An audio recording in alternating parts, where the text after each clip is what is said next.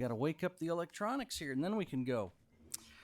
Thank you for joining us today. It is Wednesday, August 9th, 2023, and this is the Government Operations Interim Committee for August. Thank you for joining us. We're going to go ahead and jump right in by looking for a motion from Representative Musselman to approve the minutes of the June 14th, 23 meeting.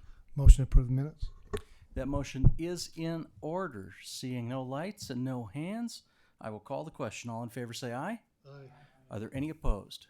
Chair rules that passes unanimously. Thank you. We're through our first agenda item.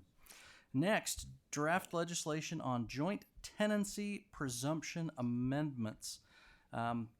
We are going to consider this draft legislation, and so Chairman Musselman, I turn the floor and the time over to you. Please introduce your co-presenter and invite them to sign in.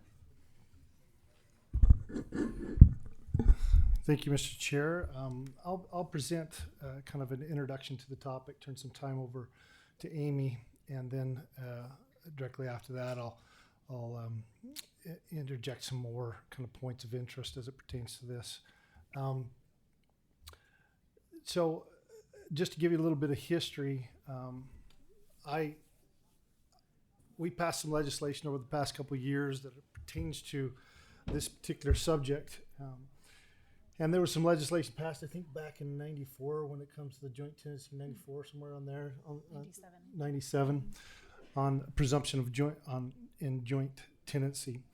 So just really quickly, I'll go over some thoughts and then turn the time over to Amy to kind of get into the meat of the subject matter. But there's really two types of tenancy clauses, three, but two most common: tenants in common and joint tenancy. We're going to get into some of the details of that so that for your consideration. But as it pertains to joint tenancy, it has a right of survivalship. Tenants in common doesn't. Now, there's some other things that go along with those, and we may get into that or not. But if you take title in joint tenancy, a husband and wife or a brother and sister or whatever it is that you take, and it has the term joint tenancy, then it has the rights of survivalship. So if one of you, it could be 3 of you, 10 of you, it doesn't matter the number, just more than one. If it has that tenancy clause in there, the rest survivors automatically get the property without having to, well, you have to go through some recordation with the county recorders, but you wouldn't have to go through probate. You wouldn't have to go to the judge. Whereas tenants in common, if one of you passes, that would go to your will. And if that occurs, most likely you would have to go through probate to clear it up. Now, there's other ways of dealing with that. You could have a trust, for instance, and then you could avoid probate through the trust. Well, the issue arises when there's the deed, and there's multiple ways you can put the verbiage on the deed, and one of them could be just, let's say, Jane and John Smith as husband and wife, or even leaving out just Jane and John Smith, nothing else, without a tenancy clause, meaning no tenants in common, no joint tenancy. Generally speaking, without an exception in the law, the courts would look at that as tenants in common. Back in 97, there was what we call an assumption.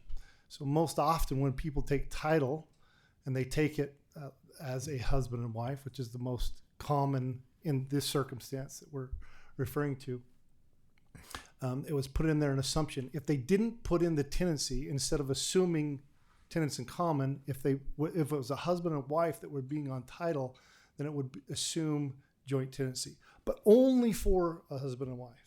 It could be recorders are kind of particular, and for good reason, that it say specifically that, because that's what it said in code.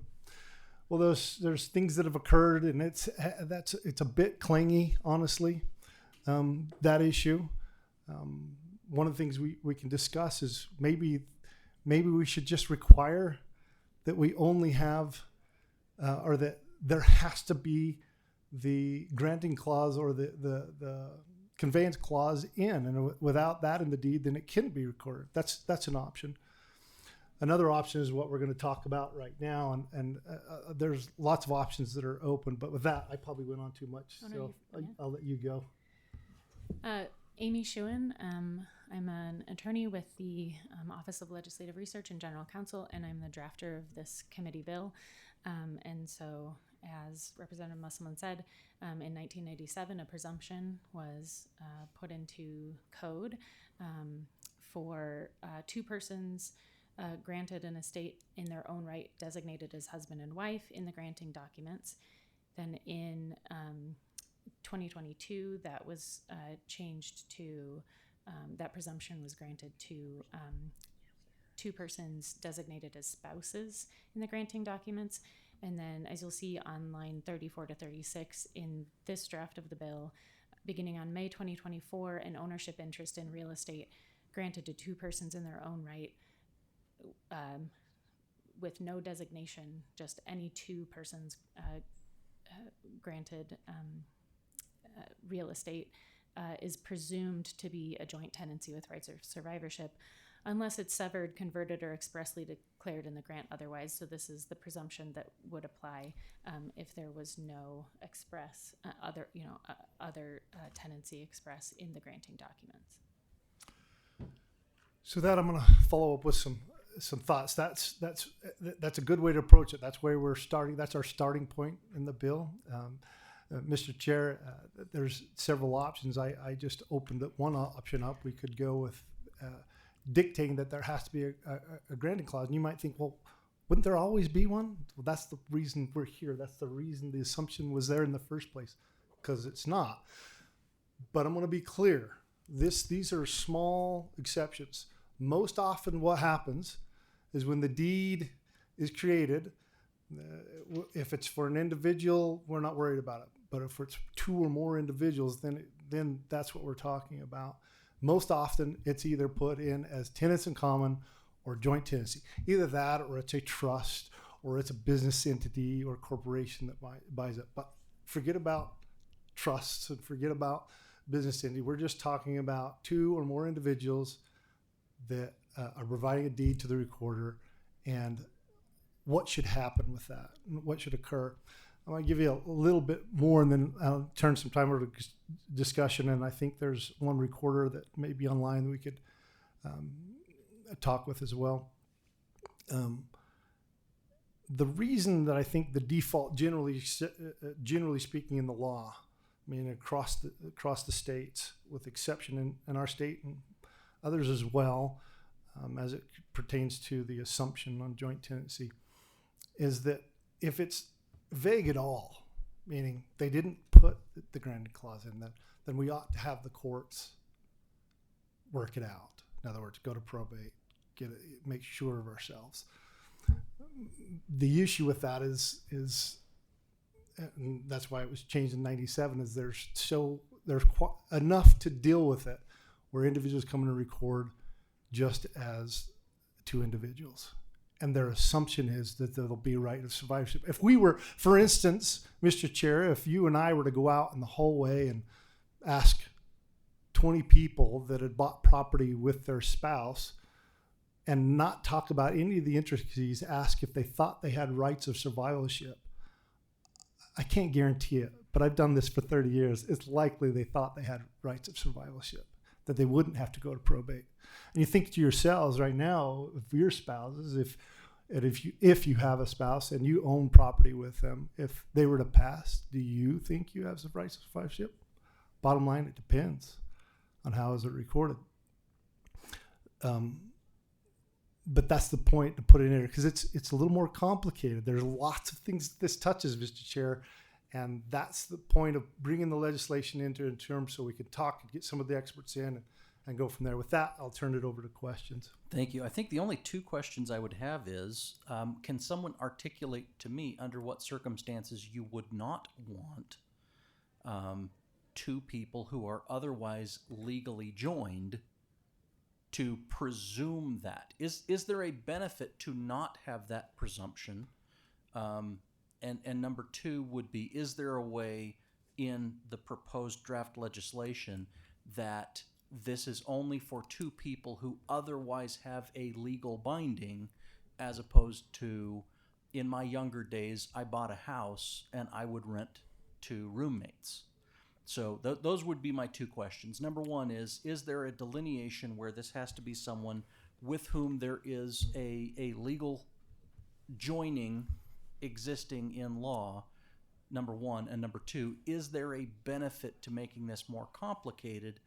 And if there is, maybe the approach is to say, this is the presumption unless you affirmatively reject that by signing a thing that says, I understand that this does not have survivorship. Anyway, that's what I got. Sure. I'll answer the first one, Mr. Chair. So I like using real world examples because I think that's the way we understand things the best instead of using legalese, and I'm not an attorney anyway, but let's say, for instance, my spouse had passed and I remarry, and we both, let's say, move into either her house or my house or whomever. In that circumstance, we may not want joint tenancy or rights or survivorship because I may have already had in my mind my property is going to go to my children, or maybe half of it would go to her and the other half would go to my children. In that case, I would want tenants in common, and or be more, I don't want to say sophisticated, but be more cautious and just go to a trust. But if without a trust, remember I said set that aside for a moment, I would do tenants in common. That way it would go to the will, and the will could dictate who got what. Whereas if it's joint tenancy, let's say that blended marriage,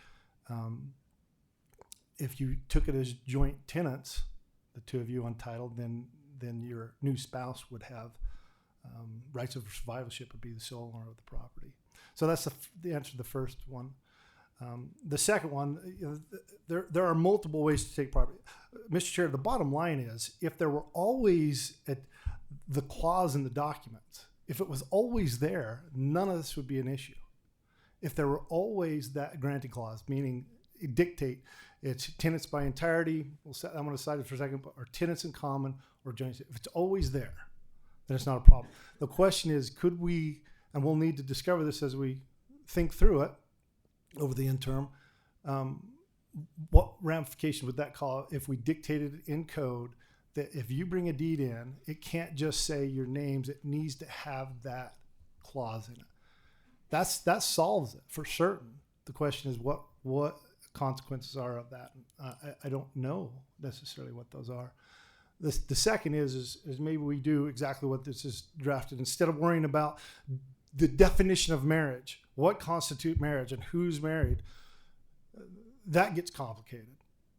This just simplifies that assumption. If there's two people and they take title, regardless of who those two people are, then joint tenancy is assumed if they don't put it in there. That's what the current draft is. And then you don't have to worry about what's defined. The recorder comes in, the deed has two people, doesn't have the granting clause, joint tenancy. That's how the current legislation is. A third could be two or more. We could add that because there are certain circumstances where individuals come in and they would have three of them, let's say three brothers or three sisters wanted to buy a property together. They might want joint tenancy. But I would contend in that circumstance, they should be guided to take that either as tenants in common or joint tenancy and have that dictated rather than some sort of assumption. So then the only challenge would be if someone purchases a property and then gets married, they're not going to, someone would have to counsel them to go and add that second name to the deed. Yeah, that's right. And the issue is sometimes there's not that counsel.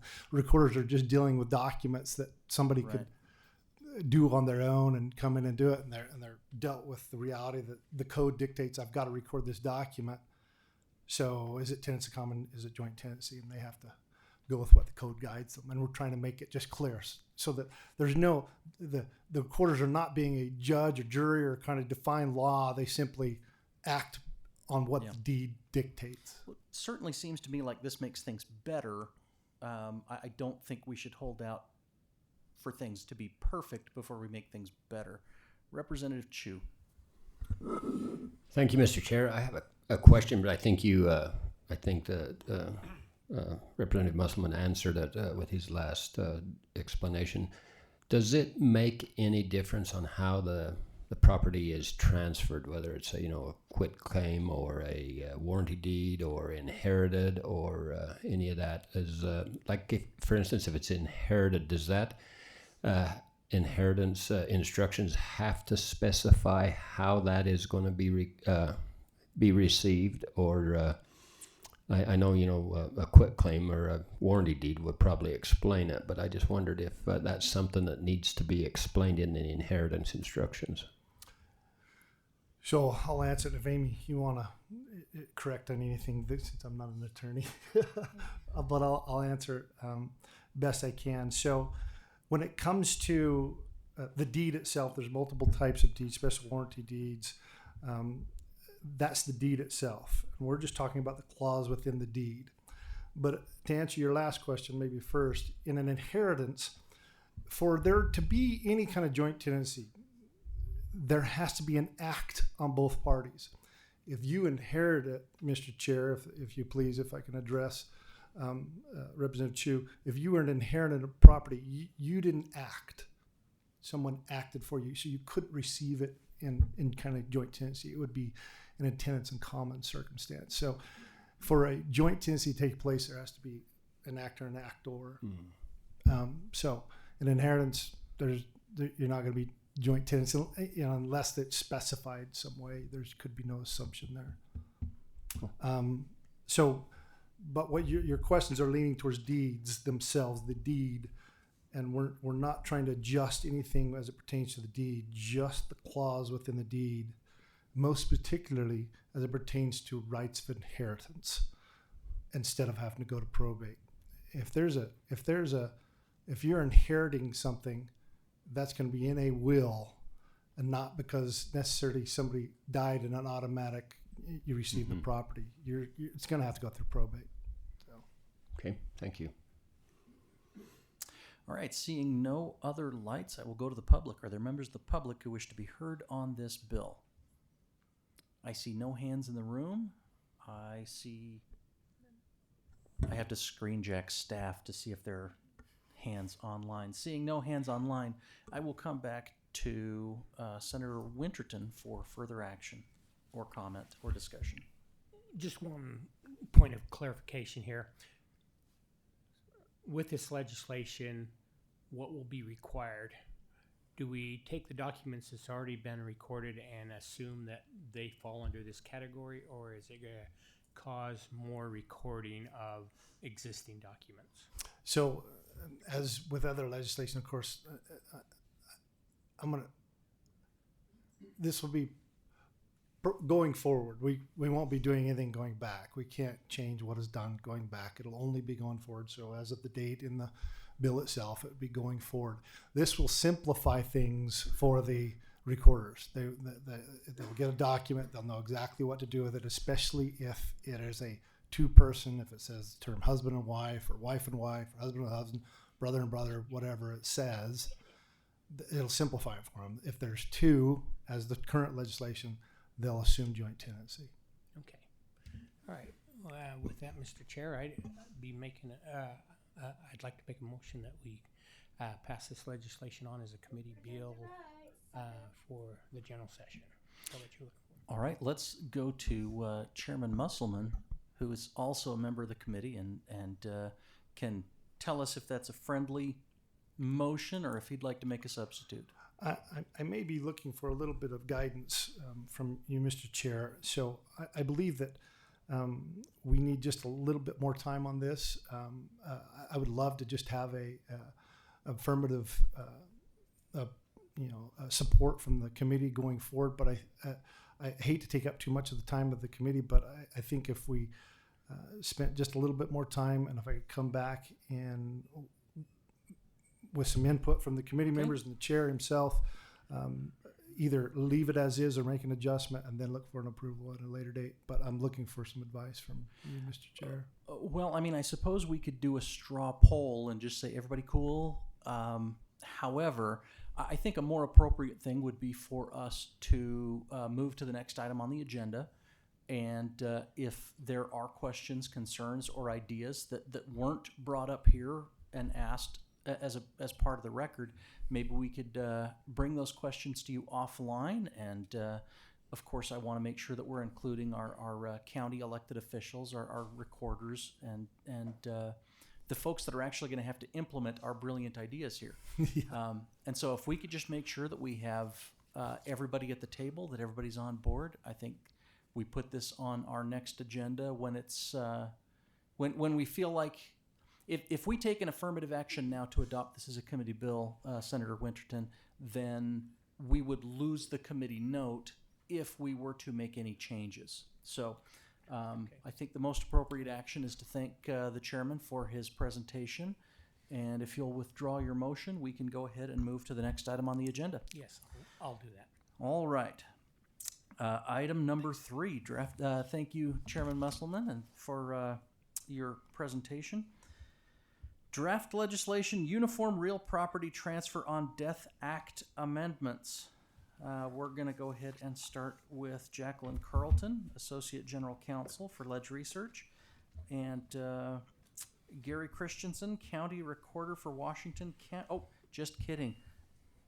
We'll bring him in if there are complicated questions. Chairman Musselman, since you're still at the witness stand, I'll assume this bill's yours too. Well, that would be at the decision for the committee, but I'll give you just some quick background. I've talked to the recorders multiple times over the years, but most specifically this year I called and said, what are your biggest problems? What are your issues? Is there anything that we can help solve? And these two rose to the top. So this is, I'm going to be honest though, this particular one is a bit wonky, but so policy wise, so I'm less familiar with it, I have to be honest, but I do understand it. So Jacqueline's probably going to give you the meat of it. So I'll do my best. So this bill is amending the Uniform Real Property Transfer on Death Act, which hold on one second. it might change and stuff like that, but that I'm sorry, I don't mean to embarrass her, but there she goes. She turned off her mic. Okay. Go ahead. Perfect. So basically this act allows an owner to transfer property upon their death by a transfer on death deed, and this allows the property to avoid probate. So it just directly transfers to the beneficiary. And so within that act, one of the requirements is that the deed has to be recorded. And it also provides some optional forms that someone could use to create one of these transfer on death deeds. And so what the bill does is it amends the forms within this act. And so the draft before the committee, it looks like new forms, but they largely reflect what's currently in statute with some modifications. And so some of those changes are to reflect what's required in other areas of the code when it comes to recording documents. And so there's now a space on the form for a tax ID number for the property. It requires someone signing the deed to print their name. And so it just kind of makes those modifications to reflect other areas of the code that require that. And so the two forms, one is for creating the transfer on death deed, and the other is to revoke the transfer on death deed. And so it makes changes to both of those forms. And I'm happy to answer any questions the committee has. Wow, this must be controversial. I have so many lights. Just kidding. Seeing no lights from the committee, let's see if there are members of the public who wish to be heard on this bill. I see no hands in the room. I see no hands online. So with that, I will come back to Representative Musselman to conclude his presentation. Just a little bit of background that the uniform law is kind of I don't remember when this was actually put into code, this particular section, but generally speaking, if I understand it correctly, the idea is to make things generally the same from state to state as it pertains to certain particulars in the law. Things that the general public might come in contact with. That was the ideal here, but I'm not absolutely certain that the form itself is something that I would necessarily recommend. Of course, I would recommend getting a professional or a title company or an attorney when this occurs. But nevertheless, one could do this on their own, print it off and bring it in, but it's created quite a bit of problems. Although it's a rare circumstance, it's still problematic for recorders. This will clean it up, make it kind of fit with the way the recorders do things in our state, and most specifically, take away some of the maybe problems that could arise from using this particular form. All right. With that, are you looking for a motion, or are we looking to move to the next? Because as a member of the committee, you are authorized to make motions. Yeah, I'd make a motion that we support this as a committee bill. That would be my motion. That motion is in order. Seeing no lights, I will call the question. All in favor, say aye. Aye. Are there any opposed at all? Chair rules that passes unanimously. Congratulations. All right. Item number 4, General Burton, if you'll come up. I just am going to give a quick history. I think Senator Ipsen is probably the only person who was serving in the legislature besides me at the time. But back in the day, we used to do all the sunset reviews in a single bill. We have 400 boards and commissions. They all have to be reviewed. It's delegated authority. It's critically important that they have oversight and that they that we look at them from time to time. The challenge is we used to put them all in one bill, and so that bill would get scrutinized for, is everybody on board? Cool, okay, we pass it. But now they made a ruling that violated the single subject rule. And so now we have to do a separate sunset review for each and every commission. Now, we are working on that in the boards and commissions working group, and we're hoping to come up with a better solution, because the challenge is that then you now have to review every single board and commission. And that is very, very time consuming, but here's the challenge. Today we have in front of us the Veterans and Military Affairs Sunset Review. So while we have a very busy agenda, here's the reality. We are all going to show absolute utmost reverence and respect for our veterans, for those who have borne the battle. I'm married to a veteran myself, a woman who, in a time when women were not allowed in combat, because she was a camera operator, she could go anywhere she wanted. And she wanted to go to the places where the bravest Rangers wouldn't go unless they had their brown pants. So we will always love, we will always revere, we will always respect our veterans. And this is the challenge we're put into. We now have to weigh how much time we give each review, how much time we give each commission, and we can't help but play favorites when people walk in who are literal heroes.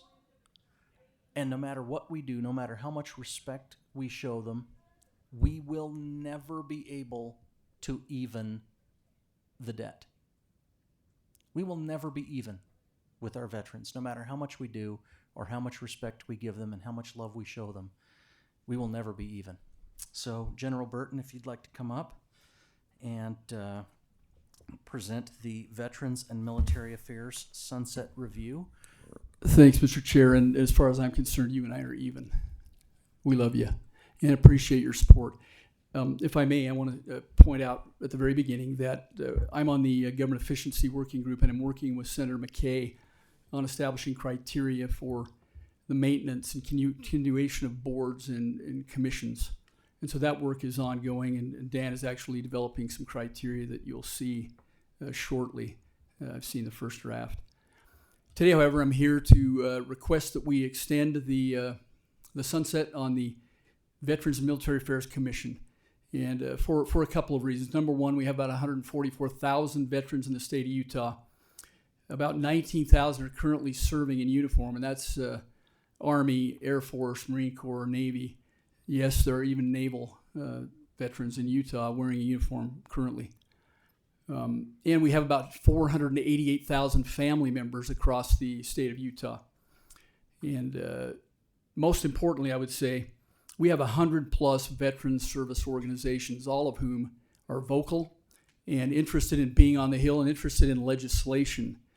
The power of this commission is that in the committee or commission group, we have legislators, we have problem solvers, we have experts in all fields regarding military service, mental health, and so on. And anecdotally, I can tell you that we have solved a lot of problems in this commission and literally kept what I would consider some frivolous things from turning into bills that end up on the House or the Senate floor. And for that reason and the fact that it's a very large constituency with a very large and vocal service organizations supporting them, that this commission is very valuable to the legislature and to the governor, who actually appointed this commission when we were literally overrun with veterans bills. And so for that reason, I'm asking that you consider extending the sunset on this particular commission. With that, I'm open for questions. Thank you. We're going to start by going to Co-Chair Musselman. Couple of questions. As it pertains to the scope of your responsibility from its original creation and where you're at today, kind of walk me through just quickly. Have you met the original intent of the creation of the commission? Have you, and do you feel like the scope of work, you've accomplished a certain scope of work, and is there more to do? Yeah, thanks for the question. I think it's pretty clear that when this commission was started, we were at the height of combat operations in Iraq and Afghanistan. As you know, those have tapered off. Many of you don't know we have a significant number of veterans in Poland right now deployed in support of what's going on in Ukraine. The fact is that both physical and mental health issues continue to pervade the military, just like they do the private sector. And so, in our opinion, the level of work that we're doing hasn't really decreased, and I don't see it ending. And again, I think it's good interference for the legislature because the help is there. You'll hear this over and over on boards and commissions. One of the strengths is they give the public a vote or just some input to be heard. But secondly, this commission solves problems, particularly mental health issues that are pervasive. We have the Department of Veterans and Military Affairs there, and as part of this board, and with all of the power that they have to bring to bear. And so I think we've met a lot of the original intent, but the point is the issues just keep coming. And so for that reason, I think the commission needs to stay in place. If the chair will allow me two follow-up questions. You mentioned the Department of Military Affairs. Could they do what this commission does? Could they fill the role that the Veteran and Military Commission internally? I know I'm asking hard questions. No, it's not a hard question. I think at the ground level, what they do is they have their own little meetings to keep things under control. But the bottom line, if you remember, back many years ago, we did away with that department and ended up with some real problems. So I think the value of this commission is that it has legislators on it, Chair Musselman, and in that regard, we're able to clean up some of the stuff that, as we all know, we get enough bills every year. We don't need bills that need to be fleshed out and determined to be irrelevant brought before us. And so that's one thing the Department of Veterans and Military Affairs can't do without legislators being on the board. One more follow-up and then a comment, and I hope you grant me the latitude here. There is also the Veterans Advisory Council. That has little necessarily to do. I only asked this question on the record just to get a sense of where you're at on that. It has nothing to do whether or not we sunset or extend the sunset here, but just kind of trying to understand the scope of what's out there. Their role, how is it different than the commission's role, and could you, for instance, take on the responsibility of what that council does? Yeah, unfortunately I don't see Mr. Harder here. He had intended to come.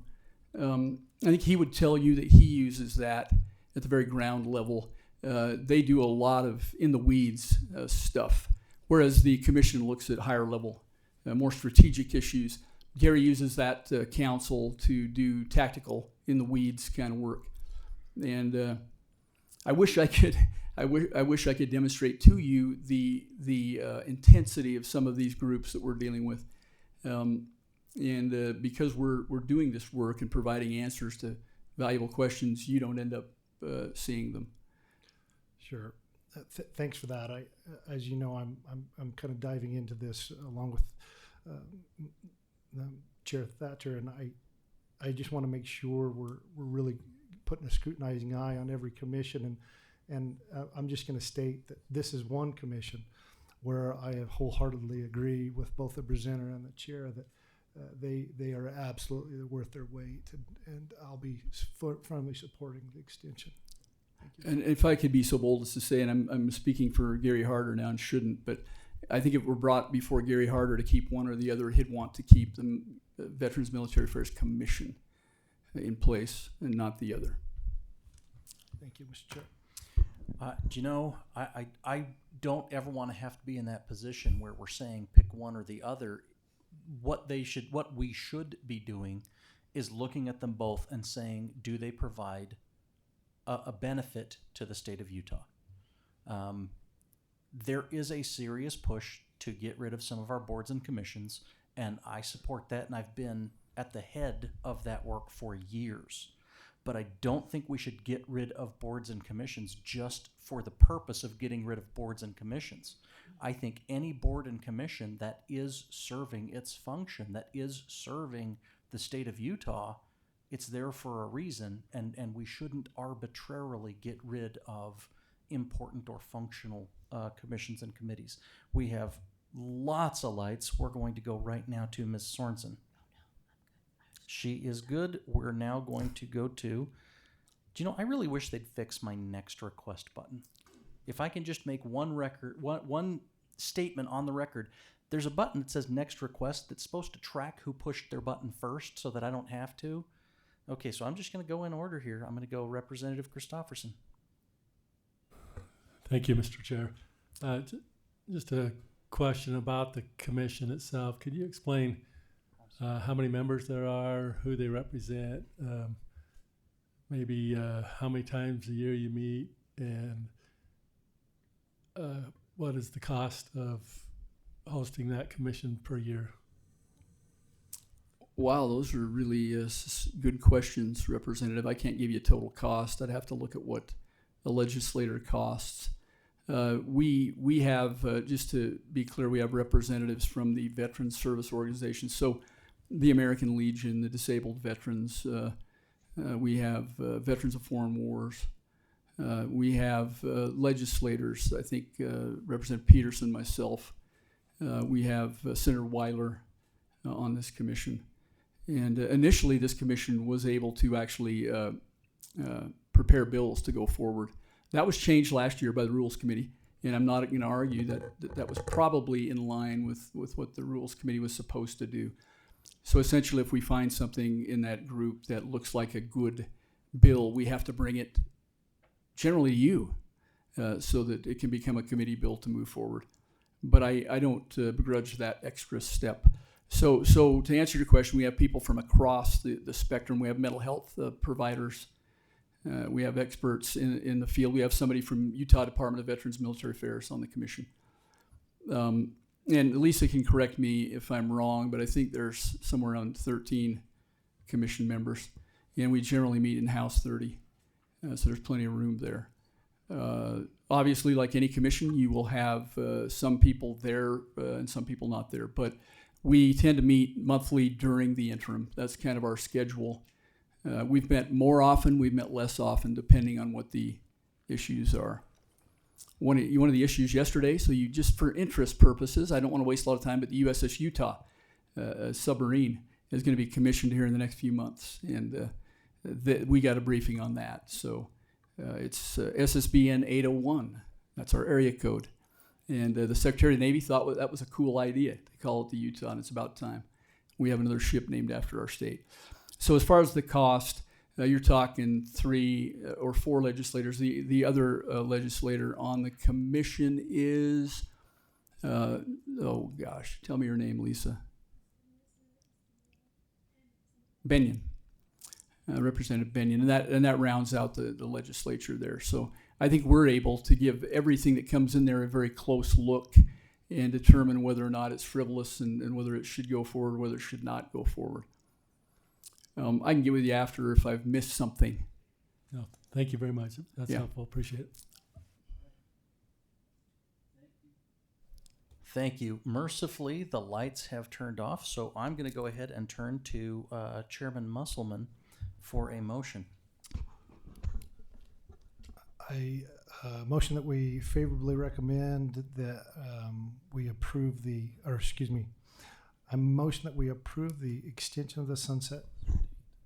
Actually, do we have legislation currently open, or do we need a motion to open a committee bill file under the name Representative Burton? Yes, sir.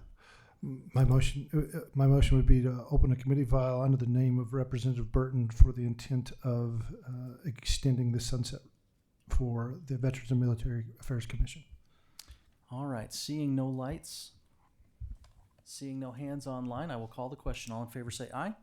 Aye. Are there any opposed at all? Chair rules that passes unanimously. Thank you, General Burton. I'll just close by saying this. If you find yourself disagreeing with General Burton, it's probably because you're wrong. However, I am going to disagree with you on one thing. I will say that you and my wife are even. You and I will never be even.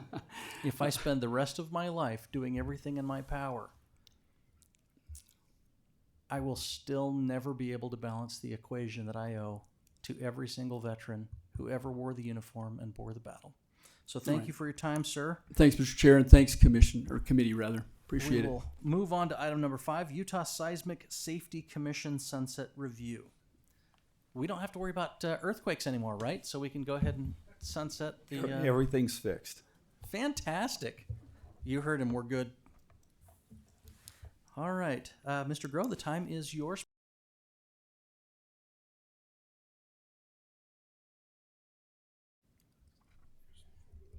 Also, legislators, notice that at your desk you have more data than you could possibly read. So instead, take a moment and let's listen to the presentation. Great. Thank you very much. I'm the newly elected chair of the Utah Seismic Safety Commission, and I have with me two of my esteemed colleagues.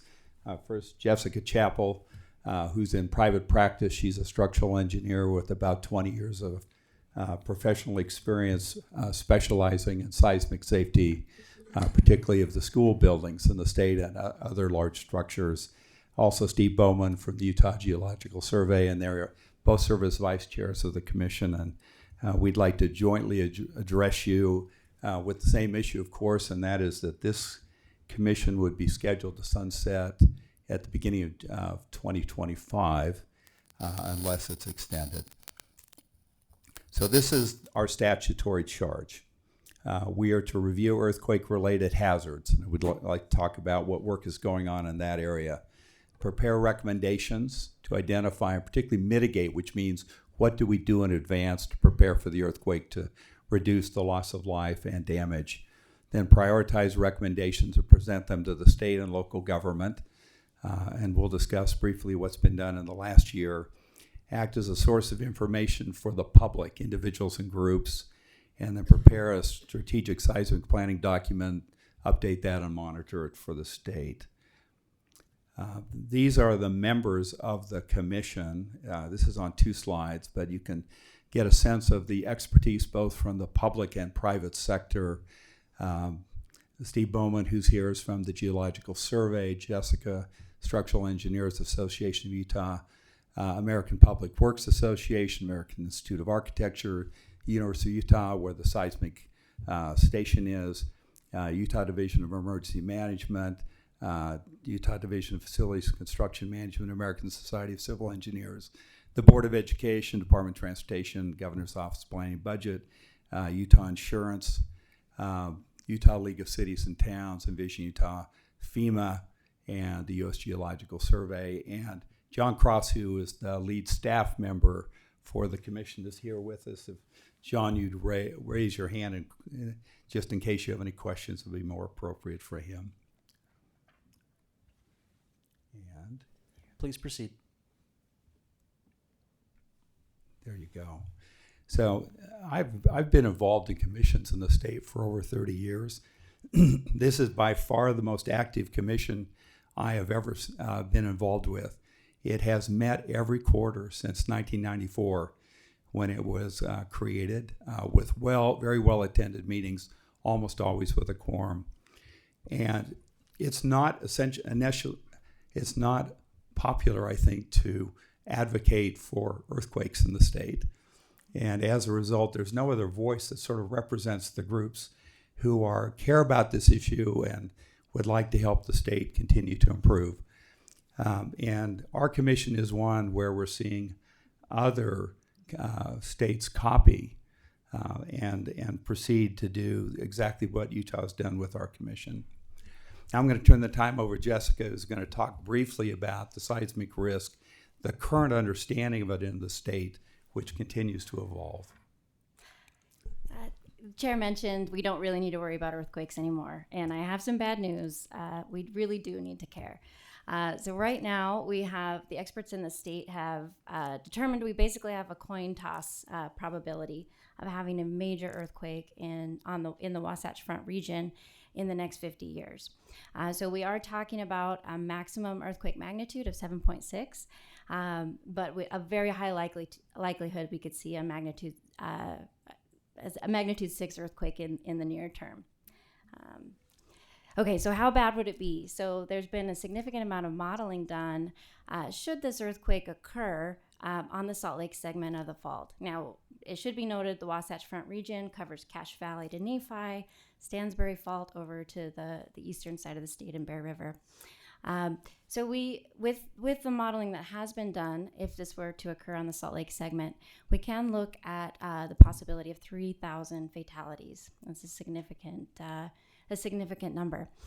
We're looking at 480,000 homes without water, and nearly the same number of homes without power, and almost 90,000 displaced households. So the latest estimate for short-term economic losses is in the $75 billion range, right? Not insignificant. The information here, tells a little bit of the story behind where this comes from. After an earthquake occurs, we send out volunteers to survey the buildings. They are assessed for safety, for the public safety, with a placarding system. A red tag in this instance means that building cannot be entered, right? So this could be an office building, this could be a residence, any number of structures, right? A yellow tag means nobody can live there. You might be able to go reclaim some belongings. So when we look at this map, you can see the concentration of these buildings. It kind of follows the age of the neighborhoods. But if you can imagine having 50% of the buildings in the greater Salt Lake area red tagged and unusable, that's a significant disruption to our state's economy and really the lives of our citizens. So with respect to infrastructure, we know having a place to live is important, having a place to work is important, but the functionality of those places is also important. So we talked about over 400,000 households without water right after the earthquake. In 3 months, we really still have 300,000 homes that are likely without water. Electricity we're able to restore pretty well. Should note that the sewer system will likely take 2 to 3 times longer to restore. So if we break down the why behind the water, this is because most of our water comes via aqueduct. And there are aging infrastructure. Many of those directly cross old surface fault rupture sites. So we start to say we've got about 4 people in a household. We are talking about 1 million people potentially without running water 3 months after an earthquake. So in Utah, this actually is a very good time to be talking about earthquakes. We had the Magna earthquake, which was a very good warning for all of us that we still live in earthquake country. And these are pictures from Westlake Junior High School, middle school, which was actually had to be knocked down completely and replaced after the Magna earthquake because it was extensively damaged even by that small of an earthquake. As a student as a student of Westlake Junior High in the late 80s, early 90s, I can confirm it looks about the same. Well, the other major thing that has, of course, occurred in our news recently has been the massive earthquake in Turkey, which would be potentially about the same size as the largest one we might anticipate on our fault line. Of course, our buildings are better built than these, but this has been a terrifying result. We understand the governor's recently seen a presentation on this at the National Governors Association, and that has really piqued his interest in studying more what the earthquake hazards are for Utah. The other reason this is a good time to talk is we have, of course, a major renovation going on of the largest unreinforced masonry building in Utah, which is Salt Lake Temple. That will carry forward through 2026, and that, I think, has brought this subject of earthquake preparation to the fore for many in the public. So I'd like to just have us briefly address for you some of the current issues and ongoing projects of the Seismic Safety Commission. One new issue, which frankly most of us did not understand, has been pointed out by the Salt Lake Temple, and this is a science chart I'm not going to spend a lot of time on, but basically what the Salt Lake Temple is being designed for what is called the deterministic earthquake. That's the size of earthquake we actually expect, not the probabilistic earthquake, which is reduced in size by the length of time in between earthquakes. And so we are actually under-designing all of our buildings because we're aiming at the probabilistic earthquake, not what the Salt Lake Temple is aiming for, which is the actual earthquake we expect, which is the deterministic earthquake. So we don't yet know what to do with this topic. It's brand new with the Seismic Safety Commission, but it's something we certainly all ought to be considering. I'd like to have Steve Bowman, if he would, address one of the most recent projects of the Commission. Putting Down Roots is our public-facing document that describes what earthquake hazards are and what the public can do in a very easy-to-understand and approachable way. It doesn't use a lot of technical jargon and so forth. The document was originally created 15 years ago, and in the last year we've updated that and published a new second edition, which is in your packets, and there are extra copies here if anyone would like them. Through the Utah Department of Health and Human Services, we've also had that translated to Spanish, and a complete Spanish publication of Putting Down Roots will be probably available later this year or early 2024.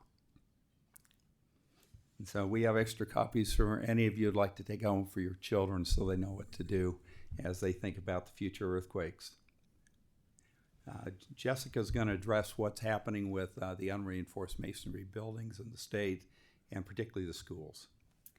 So the Commission, in conjunction with the Division of Emergency Management, has been heavily involved with the production of a few reports, one of which is the Wasatch Front Risk Reduction, Unreinforced Masonry Risk Reduction Strategy.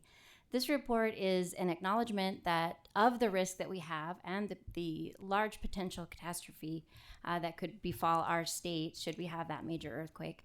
And what it does is it sets the stage for a pilot program that would use mitigation funding through the grant process, through federal money, to try to mitigate these unreinforced masonry buildings prior to any major earthquake in our state. So it's a very exciting report. Another recently published report that the Commission was instrumental in producing, again, along with the Division of Emergency Management, is the inventory of our K-12 public school buildings. This report outlays all of the schools that are most vulnerable to damage in an earthquake, and of course, we have something like 80,000 children that spend all or part of their school days in unreinforced masonry campuses. So it's really an important topic. And you have in your packet a copy of that school's report. So if you want to see if any of your children are attending in the 124 schools that are unreinforced masonry in the state, that's Exhibit A and Exhibit B of the report. Perhaps the most exciting thing that's happened in the last year has been the recommendations to the legislature last year from the Seismic Safety Commission. The commission is charged with helping prioritize studies and objectives that the legislature can assist with. And these were the objectives for last year: work on the aqueducts, keep the water flowing, work on the schools issue, particularly help fund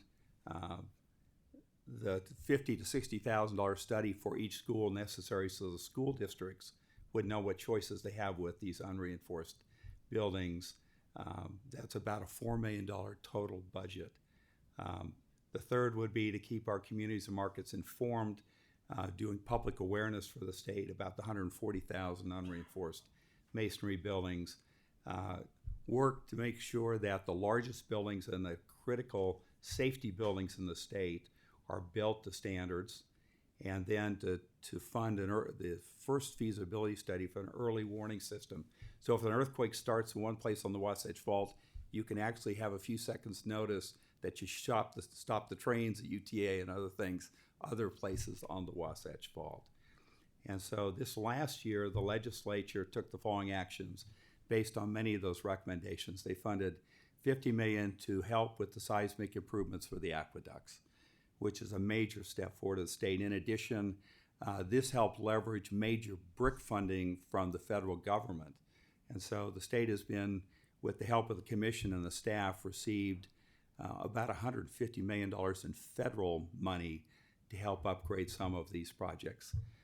The second thing is that the school feasibility studies came out as the #1 subcommittee priority, but ended up not being funded last year, and we hope that'll be funded this year. The $150,000 was funded for the feasibility study for the early warning system. A $2.5 million grant was given to Utah State University to create the Utah Earthquake Engineering Center. So we'll have our first research center where we have a shake table and can actually look at the performance in buildings with the earthquakes we would have. A number of efforts were made last year to fund school capital needs, particularly where there were severe earthquakes, like the funding of Wayne County's high school. Some of you may have participated in that bill. Also, Envision Utah independently has received a FEMA grant for earthquake resilience public outreach in the state. So those are things that happened last year with the legislature. We're very grateful for them listening to the commission and some of our recommendations. And there will be 2024 recommendations which will be coming soon to the legislature. And with that, we would be glad to answer questions. Thank you for that presentation. Before I go to Co-Chair Musselman, I'm going to start with Representative Chu. Thank you, Mr. Chair. You know, I'm pretty fascinated with how unprepared we are, you might say. But I'm really curious, you know, just like in your slides, you showed old aqueducts, look like probably concrete pipes that would fracture quite easily. One of your keynotes was keep the water flowing.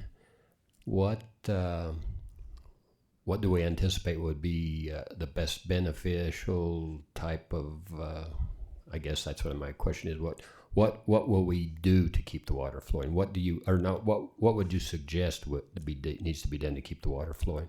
Well, the Seismic Safety Commission makes recommendations not just to the legislatures, but other governmental entities in the state that have responsibility over infrastructure. So the recommendations would be, first, let's fix the 4 aqueducts that serve 2 million people and bring 80% of the water. But second, then you have all the secondary trunk lines that serve people throughout the Wasatch Front. And so the 4 major water conservancy districts are working on plans for that, as are many of the cities. And so we need to continue to move that forward. In some places, there's adequate funding, and much of the aqueduct work will be funded by the 4 water districts.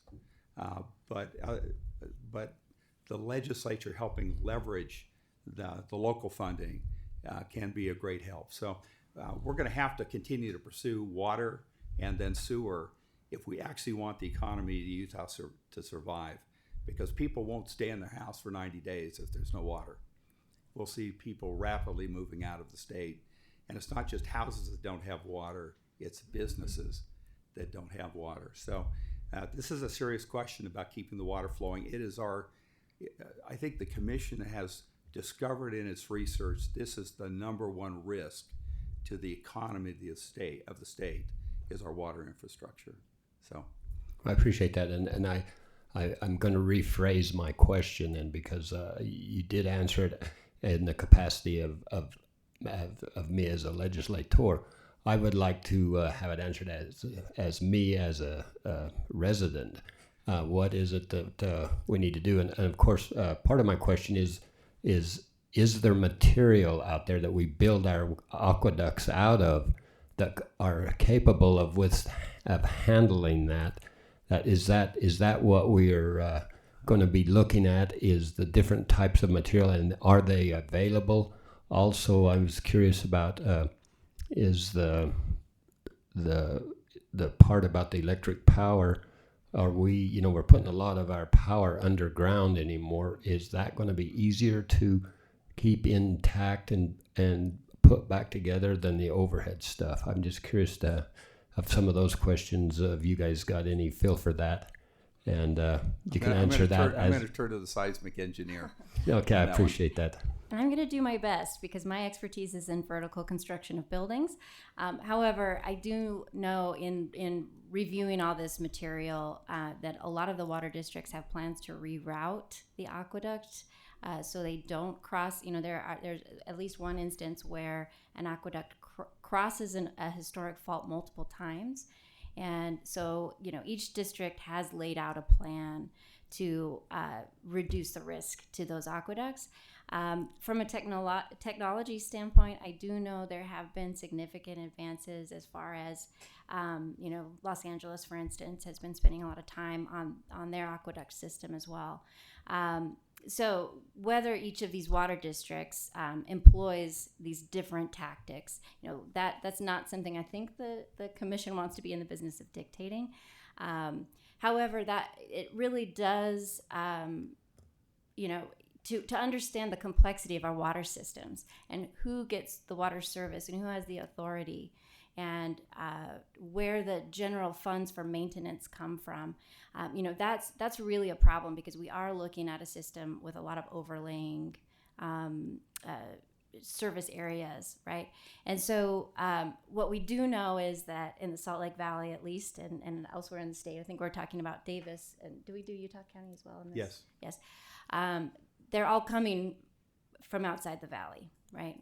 That's the one thing that is constant. Our water is coming in and being pumped into our populated areas. We've kind of glossed over that a little bit, but we have a lot of open space in our state. It just so happens that our population and our economic engine is located very close to the Wasatch Fault, right? And that's really where our risk comes. I want to keep my family here. I don't want to move to Boise or Vegas, right? After an earthquake. So what we're looking at are improving systems and advocating for mitigation efforts that will give us a better chance of preserving our way of life here in the state of Utah. Okay, thank you. Thank you. With that, I will turn some time over to Chairman Musselman.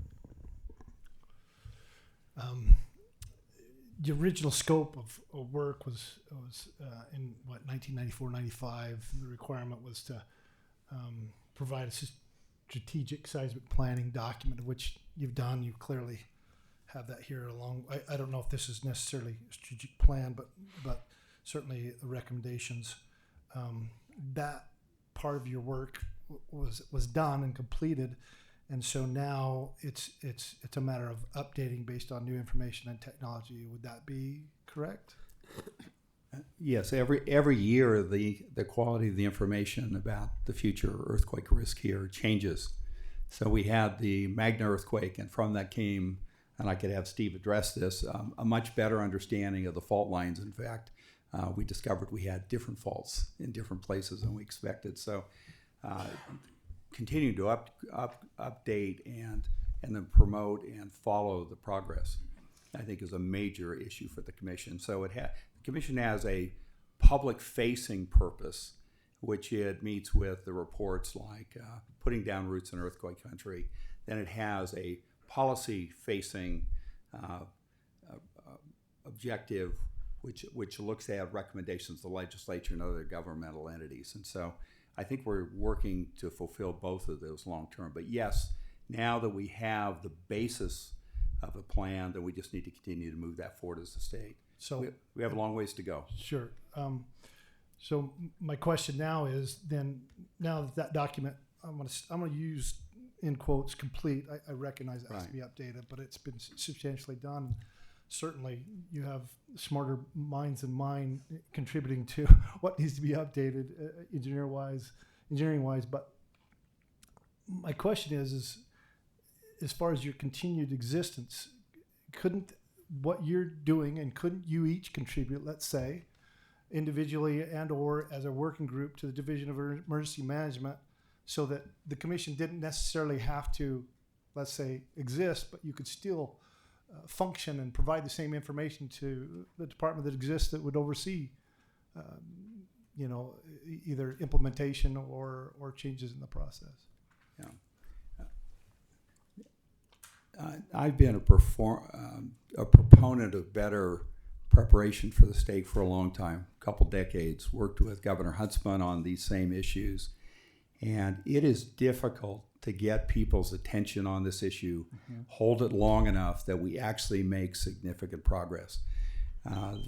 This commission has representatives both of governmental entities and of the private sector, and of all of the groups which can bring together the information we need. And the fact that it meets regularly, has objectives from the legislature, I don't think that function is going to be duplicated by the state agency. So, and I think you could ask them that question and see how whether they value the outside expertise. And by the way, we don't have a budget. Everything is donated, so we are, what you would say, very cost effective for you. So I think if you look at the extensions of this group into the public, and it's quite extensive, and it brings a lot of energy and power to this issue. I recognize the importance of the information as well as updating both Division of Emergency Management as well as the legislature and advocating for maybe certain types of legislation with the legislature. We have to make a decision, rather not myself, as to whether or not the work is duplicative. Is there a cost associated with it, and is it being done already, or can it be done? Your answer is it's not being done necessarily with Division of Emergency Management. It's not duplicating efforts. There is a low cost, and it's important to continue the process, both in updating. I have some reservations, but it's hard to look at these pictures and be, too hard. But nevertheless, that's our job, right? Is to truly look at this, not just rubber stamp, push it forward, and because we feel like we need it. There needs to be real scope of work being done. If I may, at one of the projects that's in development now is a new scenario document. Right, a big push of the information and data was done in 2015.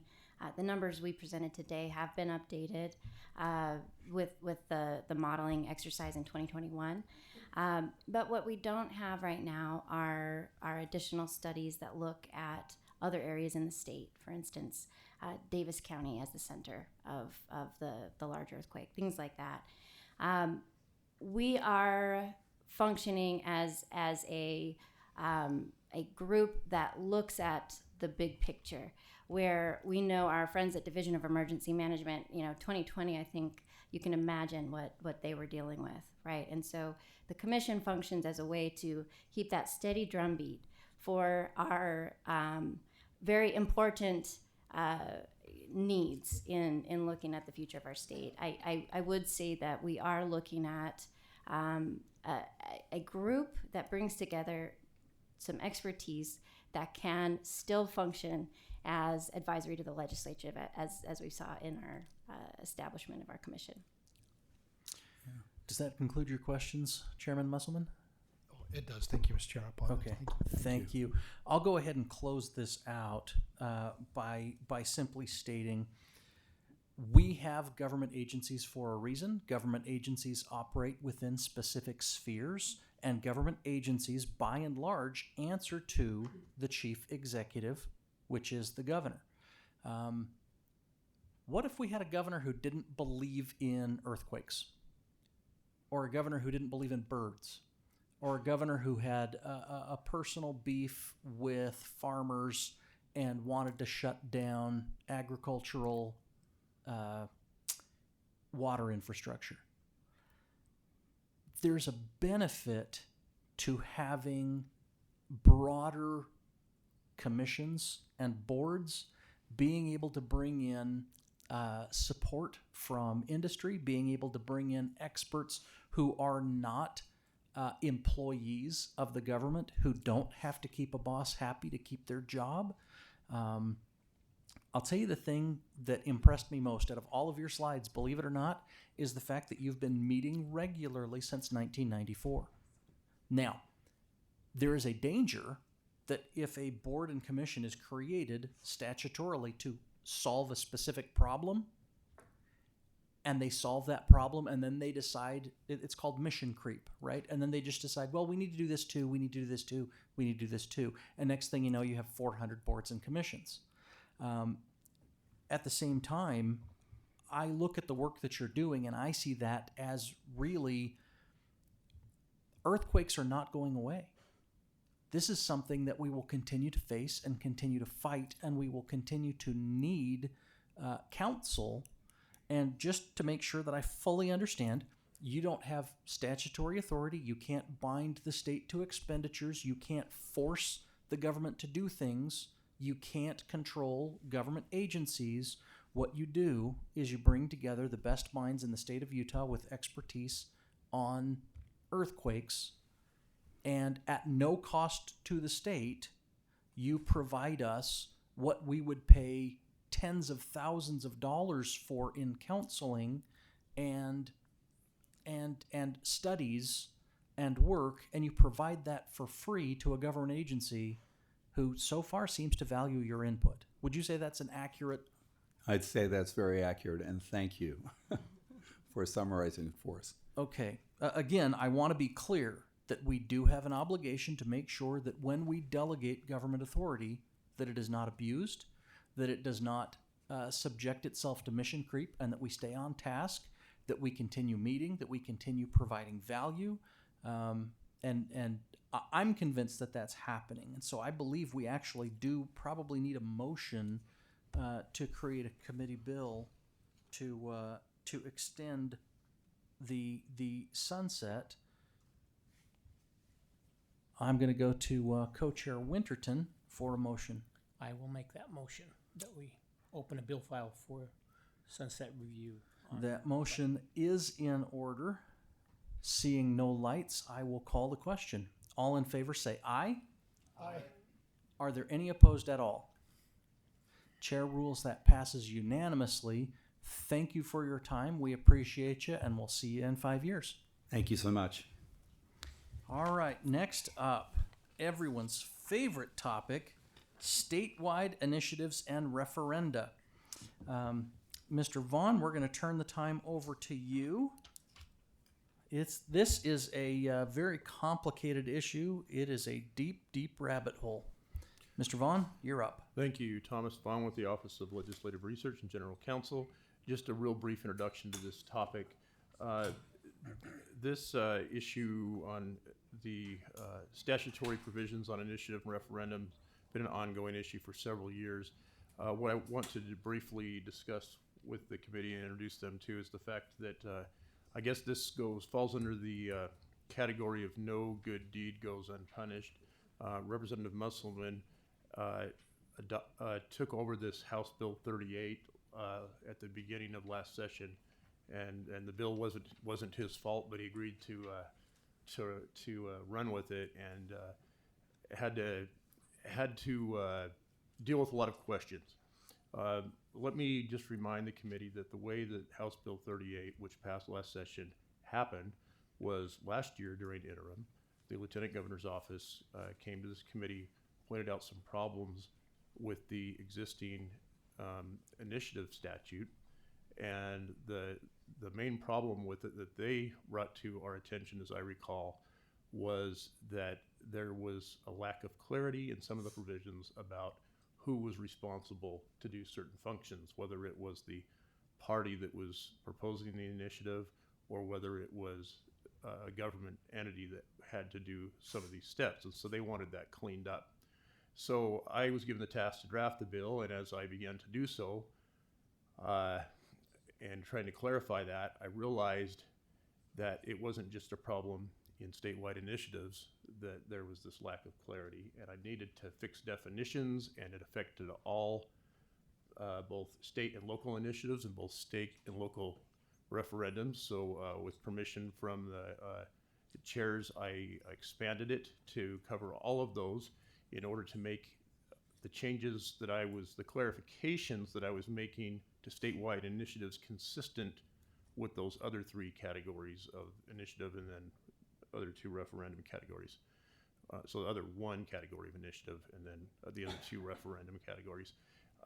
As I did that, I also discovered some other inconsistencies where we had provisions related to criminal violations that related to initiatives and referendums about people trying to, for example, fraudulently abuse the process.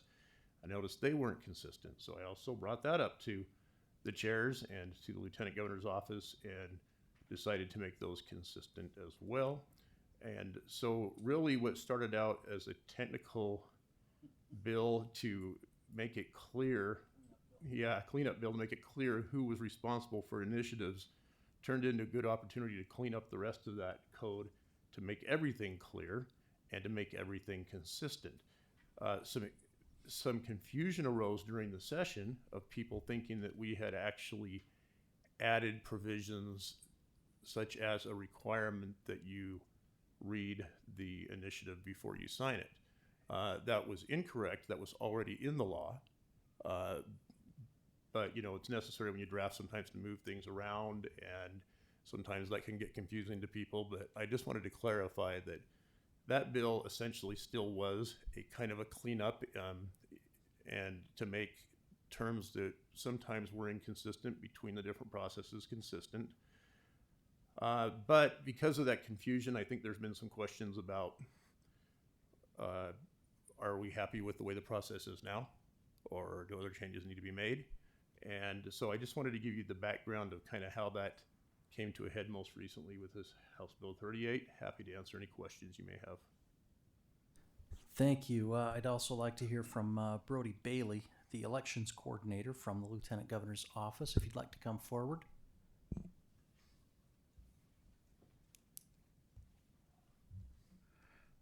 Please remember to state your name for the record. The time is yours.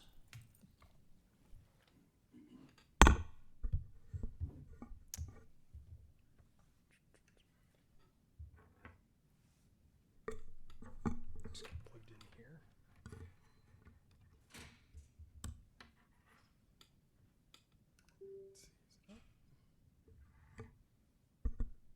Are you able to see my presentation?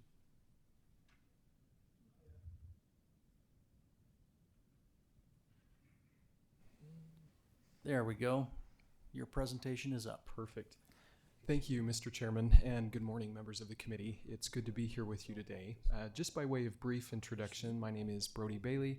I'm an elections coordinator for the Lieutenant Governor's office, and I oversee, among other things, initiatives and referenda for the state. I'm here on behalf of Ryan Calley. His son is entering the Missionary Training Center today, and so he's taken some time off to spend time with family. I was asked again just to give a brief overview of the initiative and referenda process for the state. And I want to begin by framing the discussion, by framing the presentation in the context of the Constitution. The Constitution, the state Constitution, guarantees co-equal legislative authority to the people and the legislature. And that co-equal authority for the people is exercised in two primary ways. The first is through initiatives, and the second is through referenda. And I want to read just a brief excerpt of the Constitution here that talks about both of those processes. This is from Article 11, Section 1. It says, "The legal voters of the state of Utah, in the numbers, under the conditions, in the manner, and within the time provided by statute may initiate any desired legislation and cause it to be submitted to the people for adoption upon a majority vote of those voting on the legislation as provided by statute," so that's initiatives, "or require any law passed by the legislature except those laws passed by a 2/3 vote of the members elected to each house of the legislature to be submitted to the voters of the state as provided by statute before the law may take effect." And that's referenda.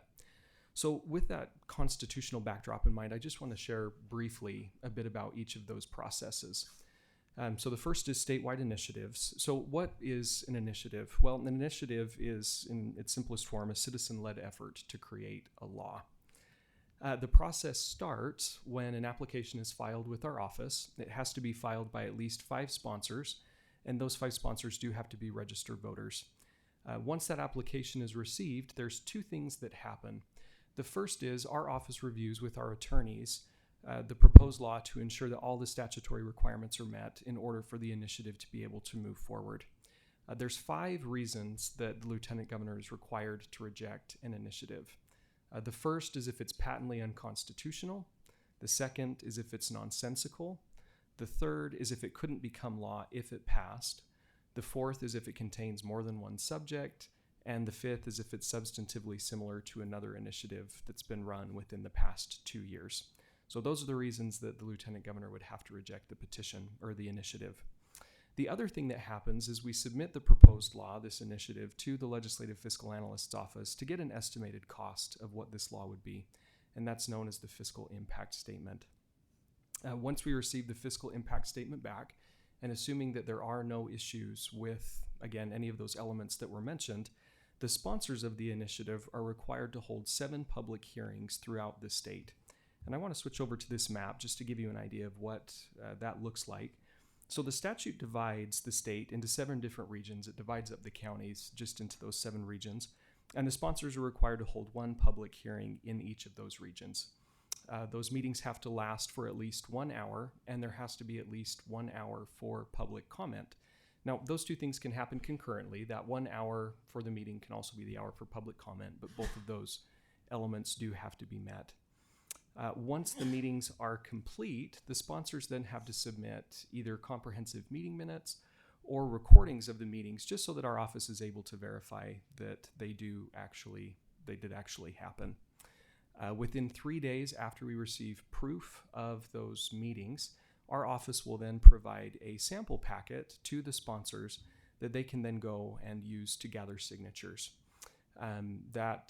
Also, along with that, we provide what's called a numbering agreement, basically giving them a range, the sponsors a range to number each of the packets. Once the sponsors begin gathering signatures, they have either 316 days or until February 15th of the next regular general election year to gather signatures. Now, that doesn't mean that the sponsors can just hold on to the packets for the duration of that gathering period. Each packet has to be submitted to a county clerk within 30 days from the day after the first person signs that packet. Now, once the county clerks receive those packets, they have 21 days to review the packets, verify the signatures, and then they're sent to our office where I go through, make sure that they've been entered into the voting management system, and then I just keep a master list of those as well. One of the things that I want to mention as well, just before I move on from this slide, is that after the public hearings, the sponsors also have the opportunity to amend the initiative just based on public feedback. That's one of the reasons why those public hearings are so important. After this gathering period is over, the Lieutenant Governor's office reviews the number of signatures that have been received. And so what we do is we ask the county clerks to tell us how many packets have you received, how many signatures have you not verified. We then add the number of unverified signatures to the number of verified signatures to determine if the required threshold has been met. If they're meeting that threshold or exceeding it, we'll ask the county clerks to continue verifying packets until it either becomes mathematically impossible for them to reach it or that threshold is met. Now, what is that threshold? Well, that depends on which option the sponsors are using. So there's two ways that an initiative can proceed. One option is to submit the proposed law directly to the people for them to vote on. If they do that, the sponsors are required to collect 134,298 signatures. That's equal to 8% of the number of active registered voters across the state. They also have to collect signatures from 26 of the 29 Senate districts and get 8% of the number of active registered voters in each of those counties as well. Senate districts. The other option, they can actually submit the law directly to you all, to the legislature, for an up or down vote. The difference there is that they have to collect signatures from 4% of the number of active registered voters in the state. That's equal to 67,149 signatures. And they also have to get 4% of the number of active registered voters in the 26 of the 29 Senate districts. Assuming those thresholds are met, then the initiative will be placed on the ballot for voters to consider during the next regular general election. If that required threshold is not met, then the Lieutenant Governor does have the ability to declare the petition insufficient, just meaning that it won't be placed on the ballot during the election. With that, I want to talk just briefly about referenda as well. This process is a little bit simpler than the initiative process. So what is a referendum? A referendum is a citizen-led effort to block a law that's passed by the legislature. One of the things, as I mentioned earlier, that is a constraint on this is that if there's a bill that passes with 2/3 majority in both chambers, those bills are not subject to referenda. The process begins when sponsors submit an application to our office. It has to be at least 5 sponsors, and again, they do have to be registered voters. Once we receive that application, our office will then provide the sponsors with a sample packet and arrange to number those packets that they can then use to go and gather signatures. Instead of 316 days or February 15th, the sponsors have 40 days from the end of the legislative session to gather sufficient signatures in order to put this bill, whatever the bill may be, on the ballot. The required threshold is the same as an initiative. It's 8% of the number of active registered voters, and that's 134,238 signatures. As the sponsors gather packets, they're submitted to county clerks for verification. County clerks will verify the signatures within 21 days, send those to our office. I make sure they've been properly entered. And again, that process is very similar to the initiatives. When the gathering period is over, again, the Lieutenant Governor will make a determination. We'll look at the number of signatures that have been verified, look at the number of signatures that county clerks have in their position that haven't been verified, add those two together, and see if the required threshold can be met. If it can, we'll ask the clerks to continue verifying signatures until it becomes either mathematically impossible for them to reach that threshold or until they reach that threshold. If it is reached, then it'll be placed on the ballot during the next election for voters to vote on. Just a few last things here. I want to talk and just echo something that Tom Vaughn had discussed, which was some confusion around the legislation that dealt with initiatives and referenda this past session. There were 2 primary bills that dealt with initiatives and referenda. The first was HB 38, which is initiative and referendum modifications. So what did this bill do? It was primarily a cleanup bill. It was a big cleanup bill, but a cleanup bill nonetheless. And there were a few things, again, just echoing what Tom Vaughn said. It standardized definitions throughout statute so that there was no confusion. The other thing that it did is it required that the sponsors notify our office and county clerks of the date and time of the hearings at least 10 days in advance. The reason for that is that we want to ensure that people have the opportunity to participate in this process. Our office will post the date and time of the hearings on the Utah Public Notice website. The county clerks post it on their county website as well as the county public notice website. And what we found was there were some sponsors that would wait. The statutory requirement was that it had to be posted at least 3 days prior. Some would wait until 3 days prior and then notify our office and the county clerks. And the issue that we ran into was that there's some county offices that were closed that day. And so the notices were not posted in sufficient time for the people to be able to receive notice of these hearings and go and participate. The other thing that it did is it required that the hearings be at least 1 hour and that there be that 1 hour for public comment. It put into statute the delivery time for the materials. So 3 days, our office has 3 days to provide the packets, clarified where the notices had to be posted, and again, standardized and gave consistency to terminology.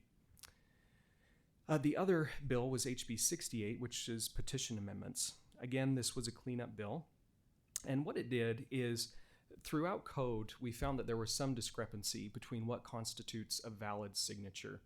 And what the bill did is it took the definition of what constitutes a valid signature, put it in one place in statute, and then throughout the rest of code, it just referenced that one place. So that way, if there is a change that the legislature feels necessary to signature verification, you just have to change it in one place rather than having to scour statute to try and make adjustments. The other thing that it did is we found that there were some petitions that there were no deadlines outlined in statute. Now, where there were existing deadlines, the bill did not change that in any way, shape, or form. It's just where there weren't statute or where there weren't any deadlines, those were added. What didn't it do? It didn't make it easier or harder to run an initiative or a referendum. It just clarified existing statute. And why did we ask for these changes? Again, as was mentioned, we just want to ensure consistency and uniformity.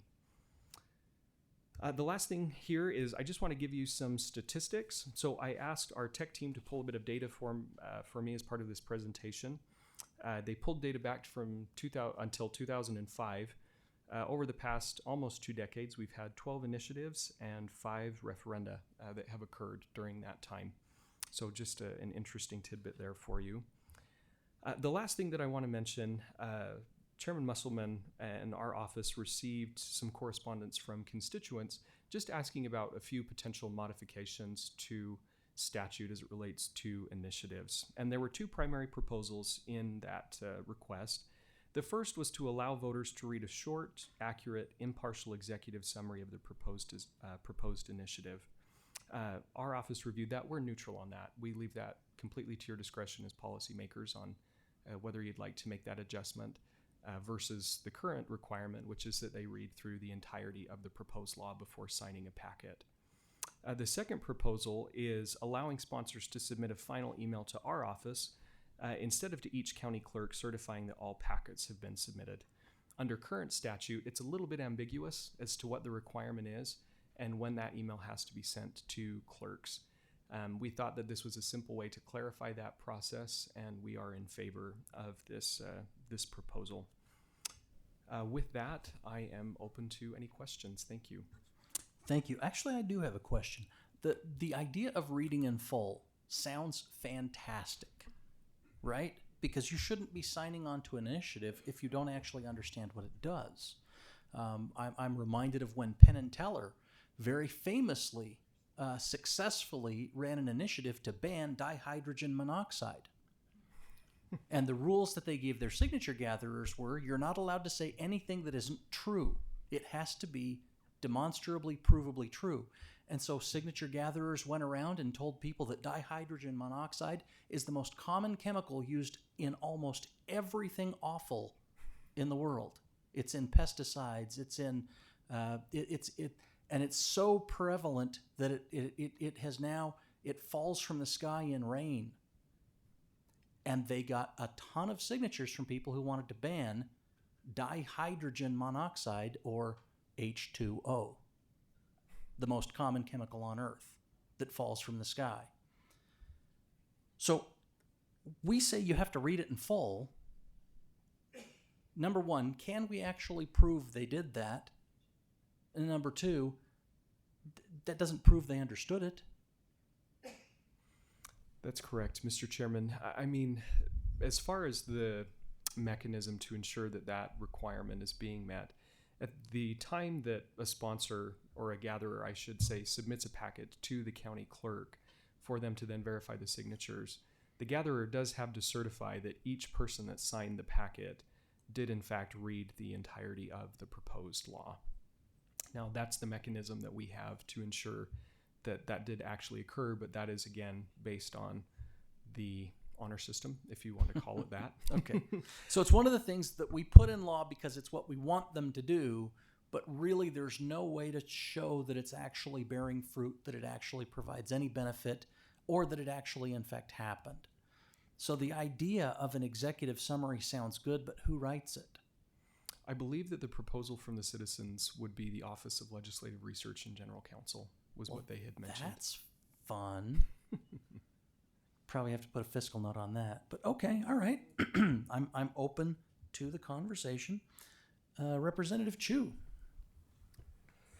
Thank you, Mr. Chair. Would you mind pulling up the last slide on your presentation? Yeah, this one? Haven't seen maybe. So can you explain what we mean by proposal 2, that we just allow the sponsor to submit an email? What are we submitting with the email? I don't quite catch on to what we're talking about here. Yeah, I'm happy to answer that question. So under existing statute, at the end of the gathering period, the sponsors, these people that are running the initiative, are required to submit an email to each of the 29 county clerks certifying that all of the packets have been turned in. Now, under the current statute, it's a little bit ambiguous as to when that has to be sent. Is it at the end of the gathering period? Is it at the time that the last packet is turned in? And so it again, is a bit administratively ambiguous and presents some challenges for the sponsors. As we reviewed this proposal, we felt that by them submitting just a final notice to our office that all of the packets have been turned in at the end of the gathering period, that satisfied or could satisfy that notice requirement and would just keep things administratively simpler for both the county clerks, our office, as well as the sponsors. So that's what it is. It's just a certification that all packets have been turned in at the end of the gathering period. So if I might continue, the sponsor just notifies the office, hey, we've turned them all in. How do you check to see that that did happen? Do you check with the county clerk? Because that's where they're supposed to have been turned in. Do you follow up on that? That's correct. So once that email would be received, we would reach out to the county clerk. Also in statute is after that gathering period is over, even if a sponsor or a gatherer did try to turn in a packet, they would not be able to do so. Just because once that deadline is met, then it's done. They can't accept any packets after that deadline. Thank you. Thank you. Seeing no additional lights from the committee, before we come back for discussion and potential further action, I am going to go to the public. I know that there's at least one group, the Utah Citizens Council, who's reached out to the chairs and asked to be heard on this. So I'm going to go ahead, and before I open it up to the public, I'm going to go ahead and invite Dixie, are you here? Why don't you go ahead and come on up, and we'll give you first crack at this nut. Please remember we have 4 other agenda items. So if you could keep your comments concise, we would appreciate it. Thank you very much. Yes, I am Dixie Huffner, representing the Utah Citizens Council. We're an independent, nonpartisan group of seniors who advocate on important public policy issues, among which is this important constitutional right of citizens to initiate legislation.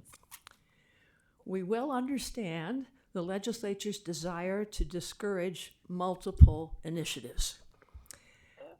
But we believe that the resulting initiative procedures should be reasonable and fair. So we wanted to call your attention to 2 procedures that have struck us as unreasonable and confusing. Provisions that we know were not part of the cleanup, House Bill 38, that passed in the last session. And we appreciate the overview that's just been given you by Mr. Bailey, because we have been concerned about the requirements that signature gatherers must wait for each signer to read the whole initiative before signing it.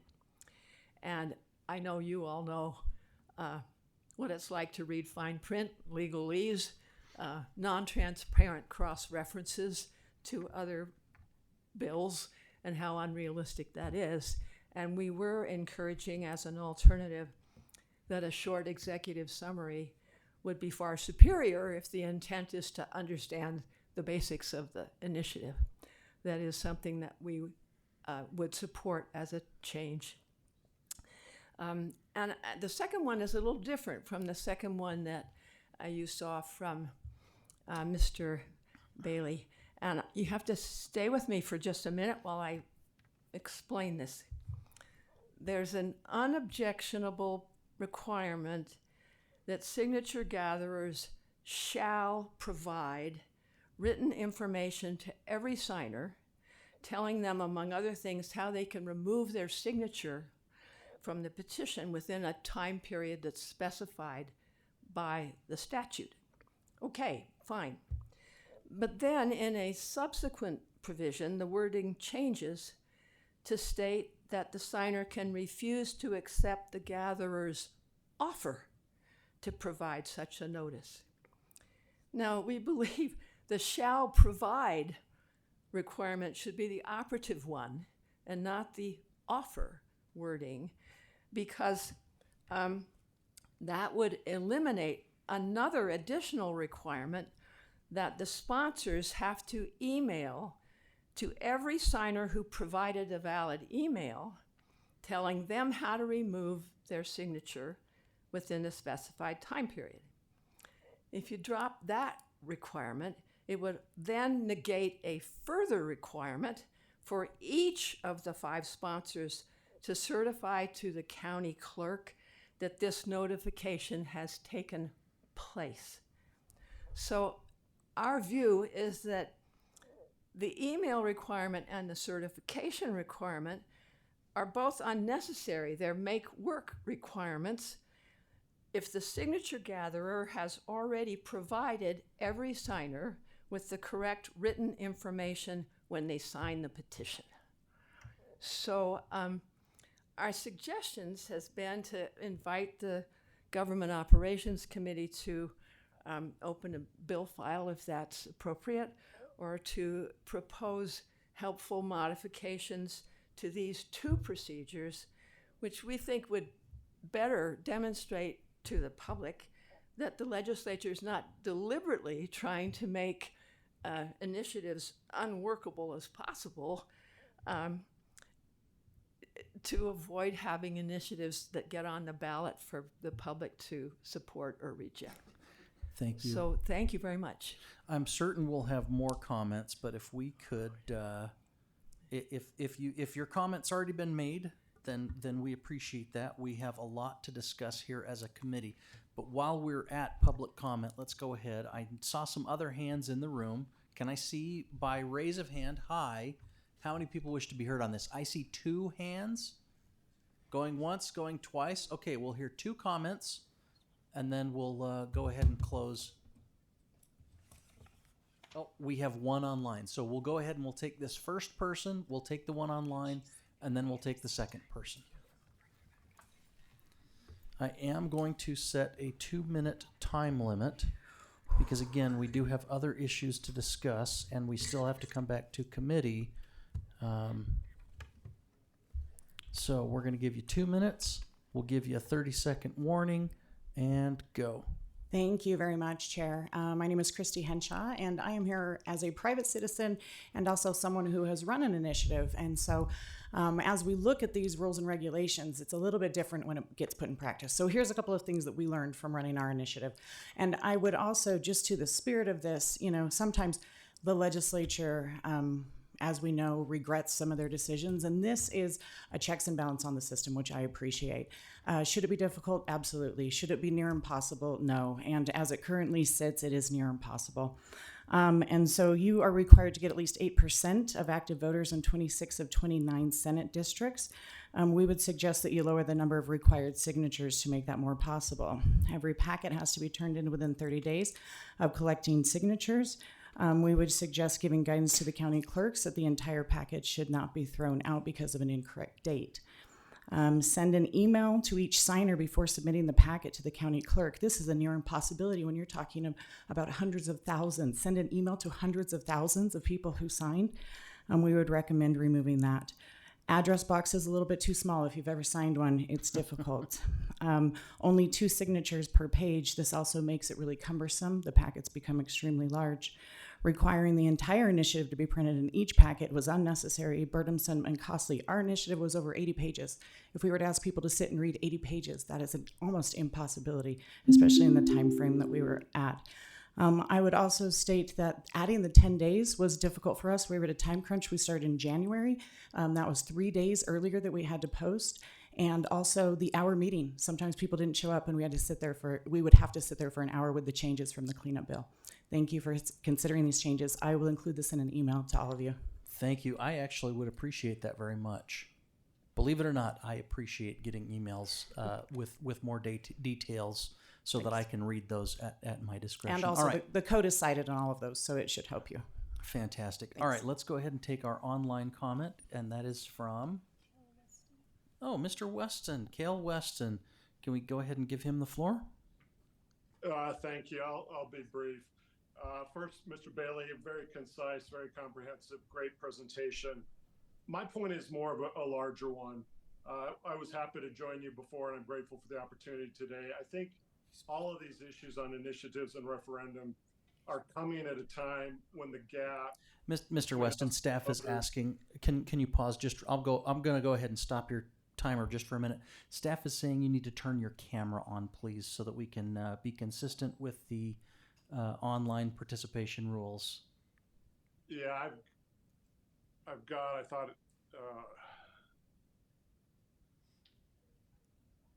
Just going in line with trying to make things as difficult as possible. I apologize for that. I thought you had me on. But thank you, sir. Basically, my point is that I think as future legislation is considered, that we all work toward closing that gap and what the bar for participatory democracy is in our state.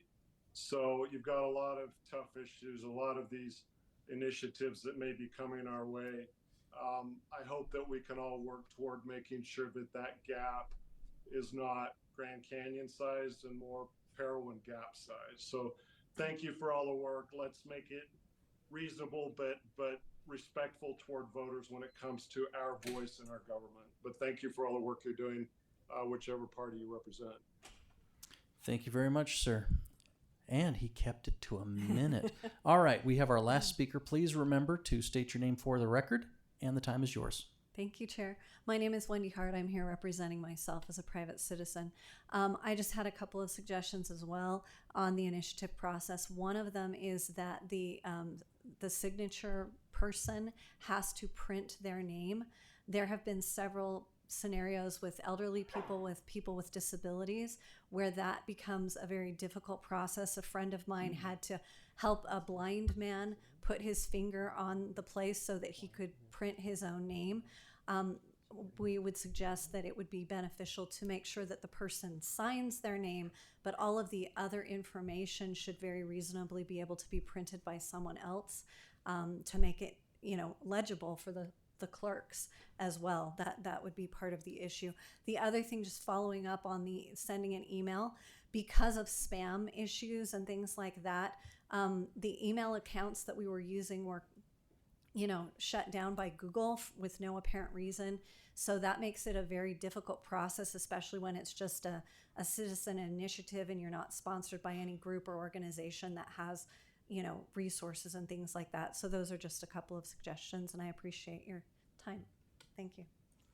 Thank you very much. Okay, with that, I will close public comment and I will come back to committee for further discussion on this topic. And if I don't see any lights, then here's what I'm going to say. I actually had never considered before whether or not our initiative process is ADA compliant. That is something I would like to ask staff to look into and look at, are we requiring things that some people who have disabilities may be incapable of complying with because if that is the case, that is something we should immediately fix. I am also actually very, very sympathetic to the discussion on email logistics. The idea of being able to send that kind of mass communication could be overly limiting and not necessarily what we intended. So that's probably something worth looking into as well. I'll just editorialize for a minute that I believe that initiatives are extremely difficult, but I also think legislation is extremely difficult. I think that it's very difficult to convince 38, 15, and 1 that what you're proposing is the right thing to do. And as it works its way through the system, there are multiple choke points where your legislation could be completely derailed and go absolutely nowhere. It can be held up in the Rules Committee. It can be held up in your House's committee. It could be held up on the floor in the Senate. It could be held up twice on the floor. And then you've got to get it through the other house. And at all of those stages, there's opportunity for public input. There's opportunity for subject matter experts. There's opportunity for the public and for industry, and you still have to get the state agencies oftentimes on board, or you're risking that one vetoing the legislation. So it is complicated and it is difficult, and it probably should be complicated and should be difficult, but it should not be impossible. So if we have folks that are interested in working on doing serious deep dive and putting a lot of time into initiatives, finding ways to make things more balanced and more fair without increasing the risk of banning dihydrogen monoxide, please speak to the chairs and let us know that you want to work on that. Otherwise, staff, if you could look into ADA and email. I'm going to go to Chairman Musselman. Although I am sympathetic, and I recognize there's maybe some adjustments that we could consider, and I'll leave that for the committee to mull over, as well as us as chairs. I am also recognizing we've had multiple hits or bills on election law and state initiatives, and we were the sense is we need to hit pause and just see how these things play out a bit. Nevertheless, we'll still take it under consideration, but for now, my motion would be to move on to the next item on the agenda. That motion is in order, and I'll just remind the committee and members of the public that we can open committee bill files because you authorized the chairs to do so in our first meeting. If we were to decide after this meeting that we want to have a committee bill, this is something that the chairs can start working on at your direction at any point, and we don't actually have to bring it back as an agenda item. So with that, the motion is to move on to the next item on the agenda, and I don't think we need a vote for that. I'm just going to do it. So, municipal and district elections. Mr. Bailey, thank you for your time and presentation. And we're going to call Michael Cipriano. Let's talk about elections. Thank you, Mr. Chair. Michael Cipriano with the Office of Legislative Research and General Counsel. So just a very brief introduction to this topic. In code, municipalities across Utah, such as cities and towns, as well as special districts, are charged with conducting municipal and special district elections. And for some of these municipalities and special districts, conducting an election can generally be a heavy lift.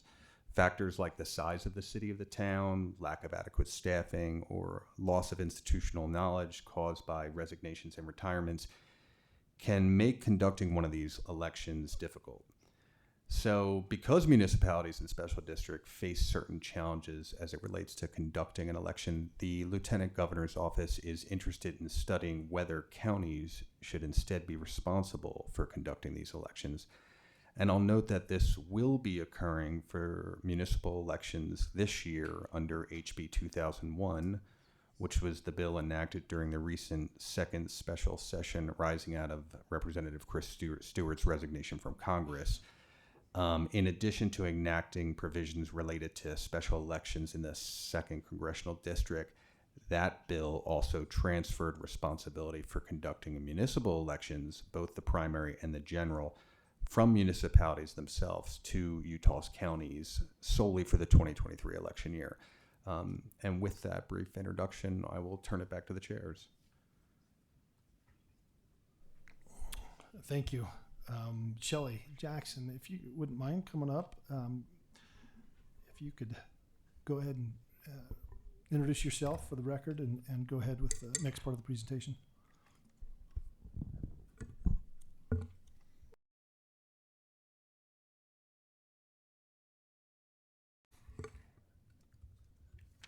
Thank you so much.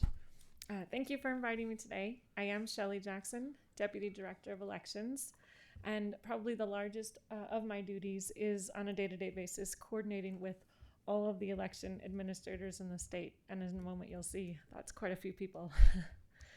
Today I'm before the committee respectfully asking for you to open a bill file to study the issue of whether it is time for county clerk offices to become the election officer for all of the elections. This would include municipal and special district elections. In this room today are representatives from the League of Cities and Towns, some of the clerks and the affiliate groups of UAC, and also the Utah Association of Special Districts representative. Elections have become more technical and complex. In addition to Utah's 29 county clerks, who are the statutory election official for the county, Utah has approximately 445 other election officials, approximately 255 municipal recorders, 150 special district administrators and those are just the special districts that elect their board of trustees. There are others that don't have elections.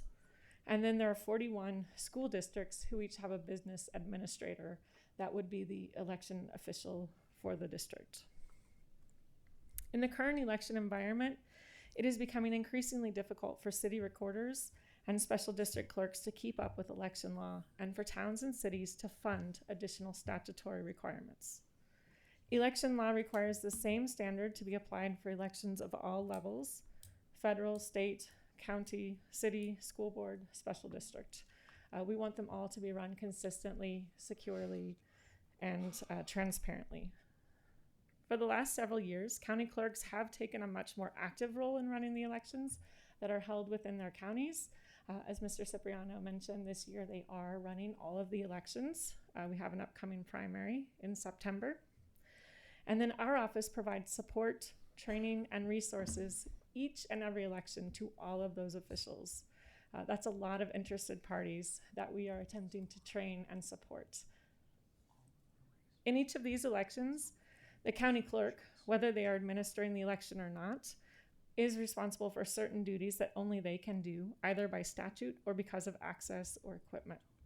These include, but are not limited to, handling the voter registration, programming the ballots, mailing the ballots, doing signature verification when the ballots come back, and adding vote history. At least half of the cities already do contract with their county clerk on a regular basis to run their elections, and we're wondering if it's time to maybe make that a permanent thing for everyone. The election field has become highly technical, and it demands full-time attention to keeping up with code changes, maintaining certifications, maintaining secure areas for processing ballots. Many code changes have implemented critical measures such as video surveillance and careful documentation of processes and personnel. These measures are necessary to uphold the transparent nature of our elections, but they do come with necessary investments of time and money. We would like to ask the committee to open up a bill file and create a working group to explore the pros and cons of make a recommendation. Some of the things that our office believes that a committee should consider are, yes, it is important to maintain local control, but our position is that county clerks are elected by voters of the entire county, whereas some of the other administrators are not. They're employees of their district or their city. Some of the roles that we would like to explore that maybe the administrators and the city clerks could retain would be to be the filing officer and to certify local results. We do think that the cities and districts need to still pay the actual cost of running the election. We don't want this to be a burden transferred to the counties to pay. And then we would want to look at financial reporting. We think the cities should potentially still retain responsibility for that. All the cities have their own unique ordinances regarding financial disclosure. And so I would like to spend the rest of the time answering questions, if I may. All right, well, let's start with this. Do we have a plan? Because you mentioned you're working with our cities and you're working with our counties. Is there a plan currently to make an easy transition from the cities paying for the elections to the cities paying the counties to do the elections? Thank you. Great question. So the cities do pay for their own elections, either by doing it themselves or when they contract with the city, they already do. And it is in statute that the county should be billing for actual costs. I think some of the problems will be with those smaller cities who it might be a little more expensive if the city is doing it. The problem is now, I think when they say it, I'm a small city, I can do it cheaper. I think they're missing some of the code requirements and the statutes, and so maybe that's right. Not some of the checks and balances, some of the mandatory oversight, some of I don't want to do it. I don't want it to go to the cheapest bidder. I want it to go to whoever's going to do it the most effectively. So I actually am very supportive of the concept that a county-wide elected elections officer is best suited to be responsible to make sure that every election is free and fair. The challenge I'm going to ask you to help us figure out is negotiating how do we keep our cities happy? How do we make sure counties are made whole? And what happens if a city says, well, I don't want to pay that much? Correct. So I think that is something that we would explore in a committee. Okay, so we don't have draft legislation right now. What you have is a proposal that you would like us to do this. So we're looking to open a committee bill file for the purpose of addressing elections, with the clerks being the election officer for the county. And what I'm going to ask is, I think we can do that. I think there's probably support here for that. But you're going to have to help do the negotiation between the league and the clerks to get everybody feeling like they're being treated fairly. Absolutely, and that's something I would absolutely want to be involved in. All right. I actually don't see lights. Do we have questions? There we go. Representative Peterson.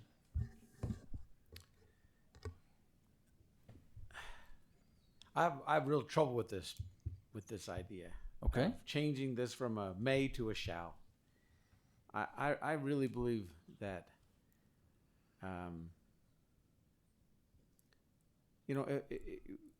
if a city desires to spend their resources on handling election, then let them. The statutes are already in place, and they're required to follow the statutes. If they want to spend their money to follow the statutes, let them do it. And I don't know why we want to impose this requirement upon them that they must use the county. Okay. So that's my comment. I guess my first question would be then, if there were a city who was not actually comporting with the law, if there was a city who didn't have enough eyes on or didn't have proper chain of custody, would we even know? That's actually a question for the elections office. Thank you. That's a great question, and I do think that situation comes up frequently where we hear from a citizen of that town, and we investigate as much as we can.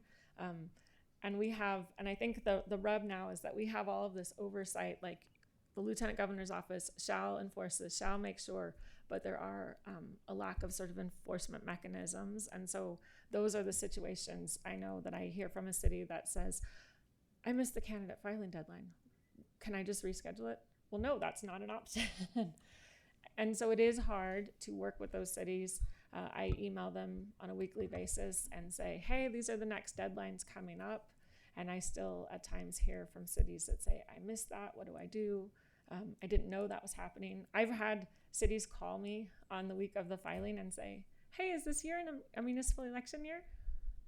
So I think that's the problem. And it's Wow. just the sheer volume of them. It's not any incompetence. It's not, I don't think, any willful intent. It's the sheer volume of communicating that message. And they don't do an election every year. And some of them just assume, I haven't had a primary or an election. I've been able to cancel it for the last 20 years. So I'm going to plan my vacation in August.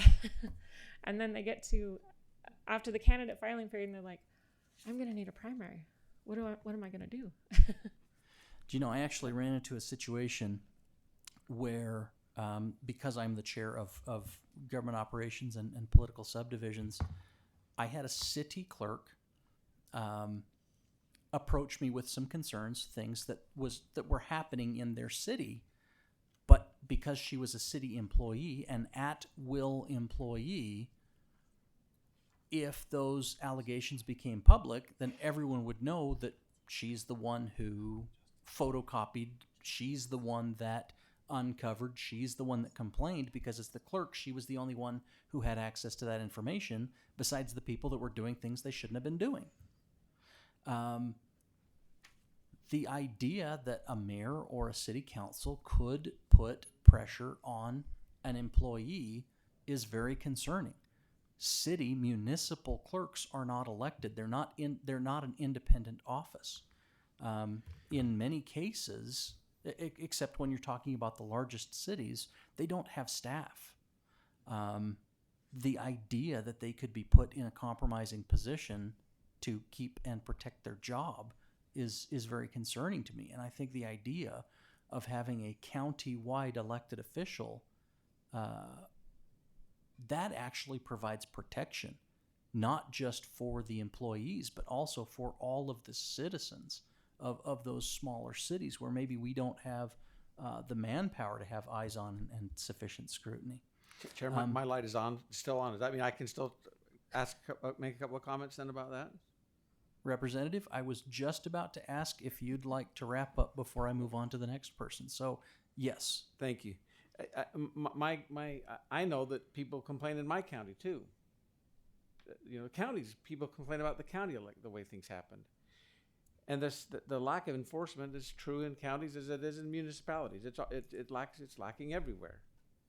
So because we don't have a way to enforce these things in the city doesn't mean, that's not a good reason. It's true for counties too. We don't enforce it there as well.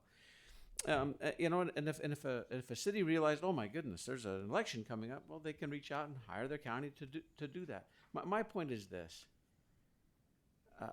And most of you know I care deeply about elections. I've run 2 election bills myself. I want them to be run correctly. I want folks' voice to be heard. But I also really believe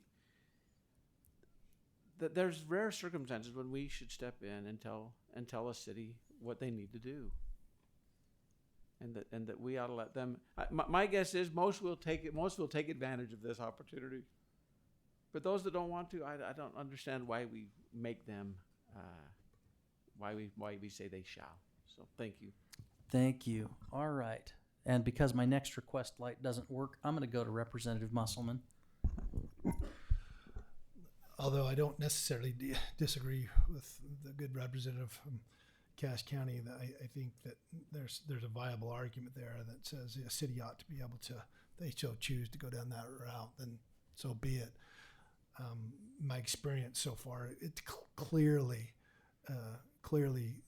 that if in order to make it minimize voter fatigue, minimize voter confusion, and to increase the integrity of the process, clearly structurally counties are best fitted to do that. That's clearly the case.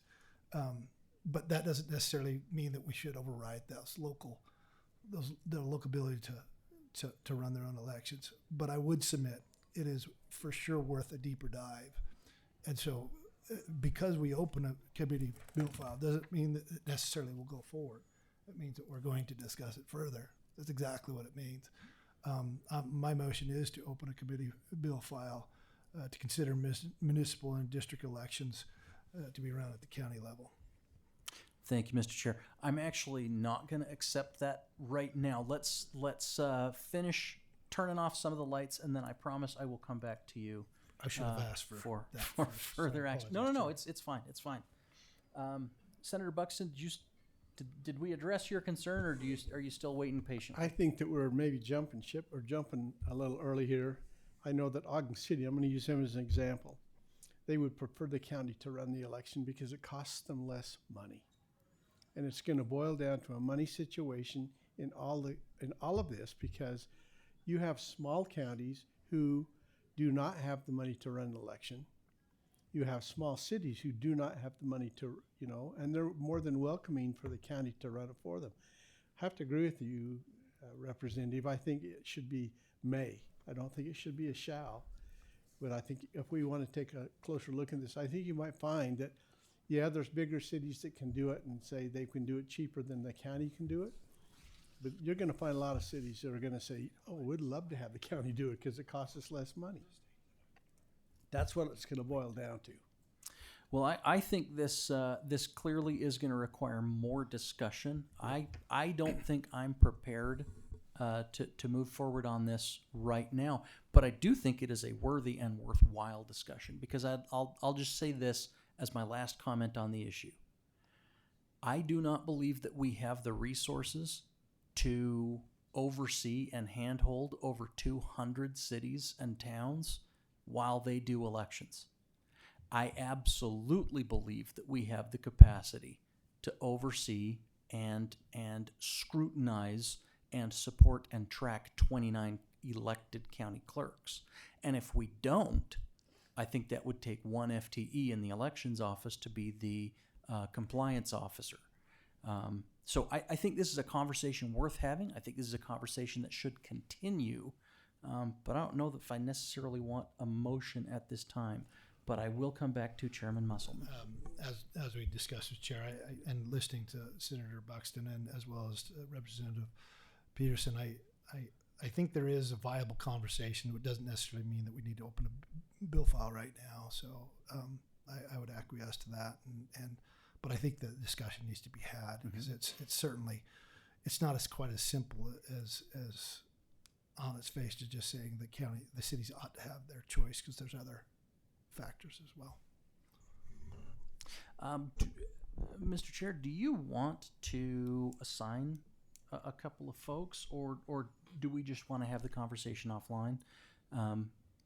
But it seems to me maybe we could ask Senator Buxton and Representative Peterson to have follow-up conversations with the elections office, with the Clerks Association, and see if there isn't a middle ground we can find. Or a way to address concerns of local control while still insisting on the absolute highest level of integrity for our elections. So with that, we've got one more light which we can take, or we can move on to the next item on the agenda. Okay, light's still on. I'm going to Representative Christopherson. I was just going to say that discussion might include ways of enforcement and training, you know, because those might be some of the bigger issues as well. So right, training, support, oversight. I guarantee that there's no way that a county clerk doesn't know whether or not there's an election coming. Whereas a city clerk has dozens and dozens and dozens of jobs, and they don't really think about elections, especially in smaller towns where the elections are, well, okay, I guess I'll do it again because nobody else wants it. So I think it's an important conversation, and I think that conversation can move forward offline, and let's see if we can't get to the end of this agenda. So with that, thank you, Ms. Jackson, and we're going to move on to the performance audit of the collection, protection, and use of personal information by state agencies. Remember, we have a hard stop in 10 minutes. Oh, Ms. Sorensen would like to do an introduction quickly. Thank you, Mr. Chair. Lisa Sorensen with the Legislative Research and General Counsel. Really quickly, the Legislative Audit Subcommittee has referred a performance audit of the collection, protection, and use of personal information by state agencies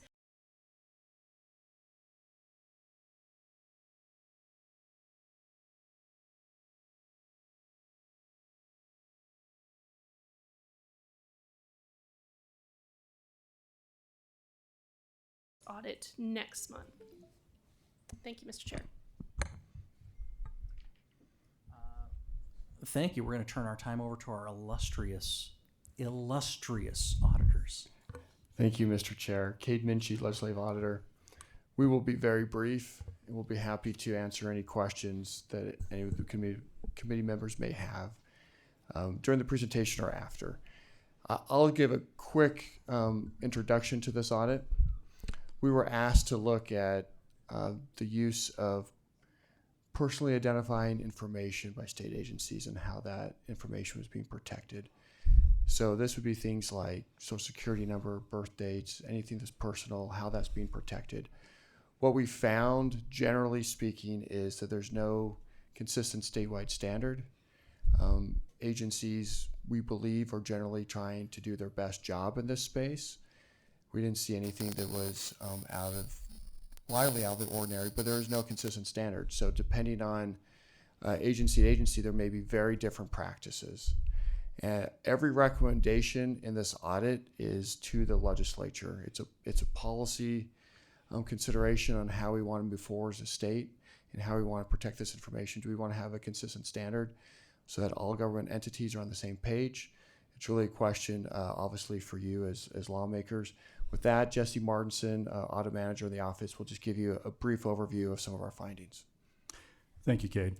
As the Auditor General mentioned, we definitely have a need for data privacy framework, and additional opportunities exist on that front. Just a couple definitions here. When we talk about data privacy, what we're talking about are the rights of individuals to control how and to what extent information about them, the personal information, is collected and further processed. As this is intersecting with like cybersecurity, we call this data protection. Here are some definitions that the PPOC, or Personal Privacy Oversight Commission, or principles that they've tried to establish to give some kind of context to what we're talking about here. Just to give you an idea of what's happening in the past, a lot of our information before the advent of computers and technology was easy to protect, was easy to store in files. As we became more technologically advanced and had computers, we were still siloed because of the lack of interconnectivity, and so we were still able to protect that. Well, now, because of the internet and at the rate at which we can share information and collect information, all our information's out there. And our ability to ever recapture that information is gone. And so we are asking the legislature to perhaps consider some guardrails on this, on data privacy. Just to give you a quick overview of what's happening in the state, data is shared between divisions in the same agency, different state agencies, third parties, federal government, in the form of DSAs, which are also known as data sharing agreements. And in some cases, such as DWS, they have over almost 300 agreements with various internal, external agencies. And so the sharing of the data is very, very high. We did a study on a particular entity, the Office of Vital Records and Statistics, which is housed in the Department of Health and Human Services, to kind of see their process. And one of the areas that we looked at specifically is what's known as the parent worksheet. And this worksheet is generally given after the birth of a child, is given to the parents to fill out, which is a difficult time after that to do, by the way. But it's given with the understanding that if it's not filled out, they won't receive a birth certificate. And so they go through these number of questions to do it. Some are relevant to the birth, some are not. And we have this in our appendix, you can look that over. Some are optional, but they're all kind of mixed together. And so as they're filling this out, and some, as far as we understand, there's required information. So if there's an information that the parents do not fill out, then some sort of an administrator or nurse goes back and fills in that information, and then that's submitted to this office.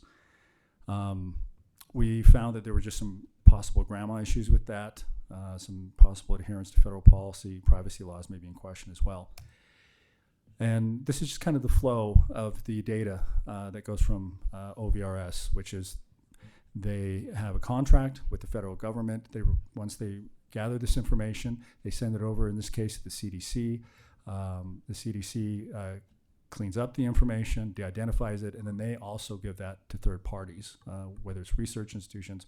We're not sure exactly the extent and to who it goes to, but it is shared extensively.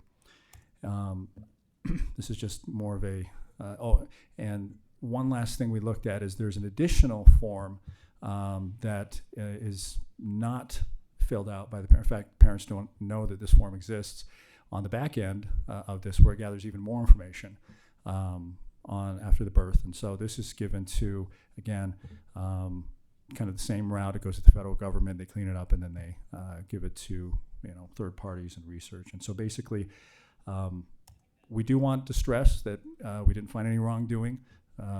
We weren't, as far as we can tell, this office was obeying all the laws and didn't do anything wrong. It's just more of a question of, should there be guardrails? What should those guardrails be? And just to point out, that office, once the information is in the hospital, it's covered by HIPAA.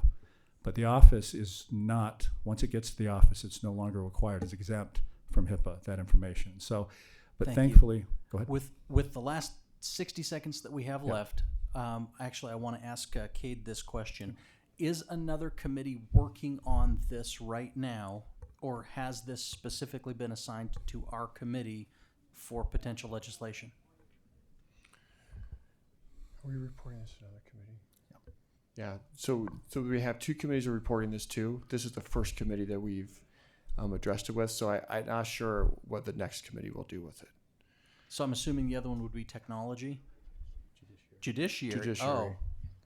Okay. Yeah. Evidently, Judiciary is the lead committee. So here's what I'm going to say to members of this committee. If this is something that you are very interested in, please let the chairs know. I think this is an important issue and needs to be addressed. So if Judiciary is the primary committee, they get first bite at the apple. But if we've got somebody that wants it more, maybe we can fight and get it for you. So does that conclude your presentation? Yes, it does. Thank you. Thank you. With that, I'm looking to Senator Winterton.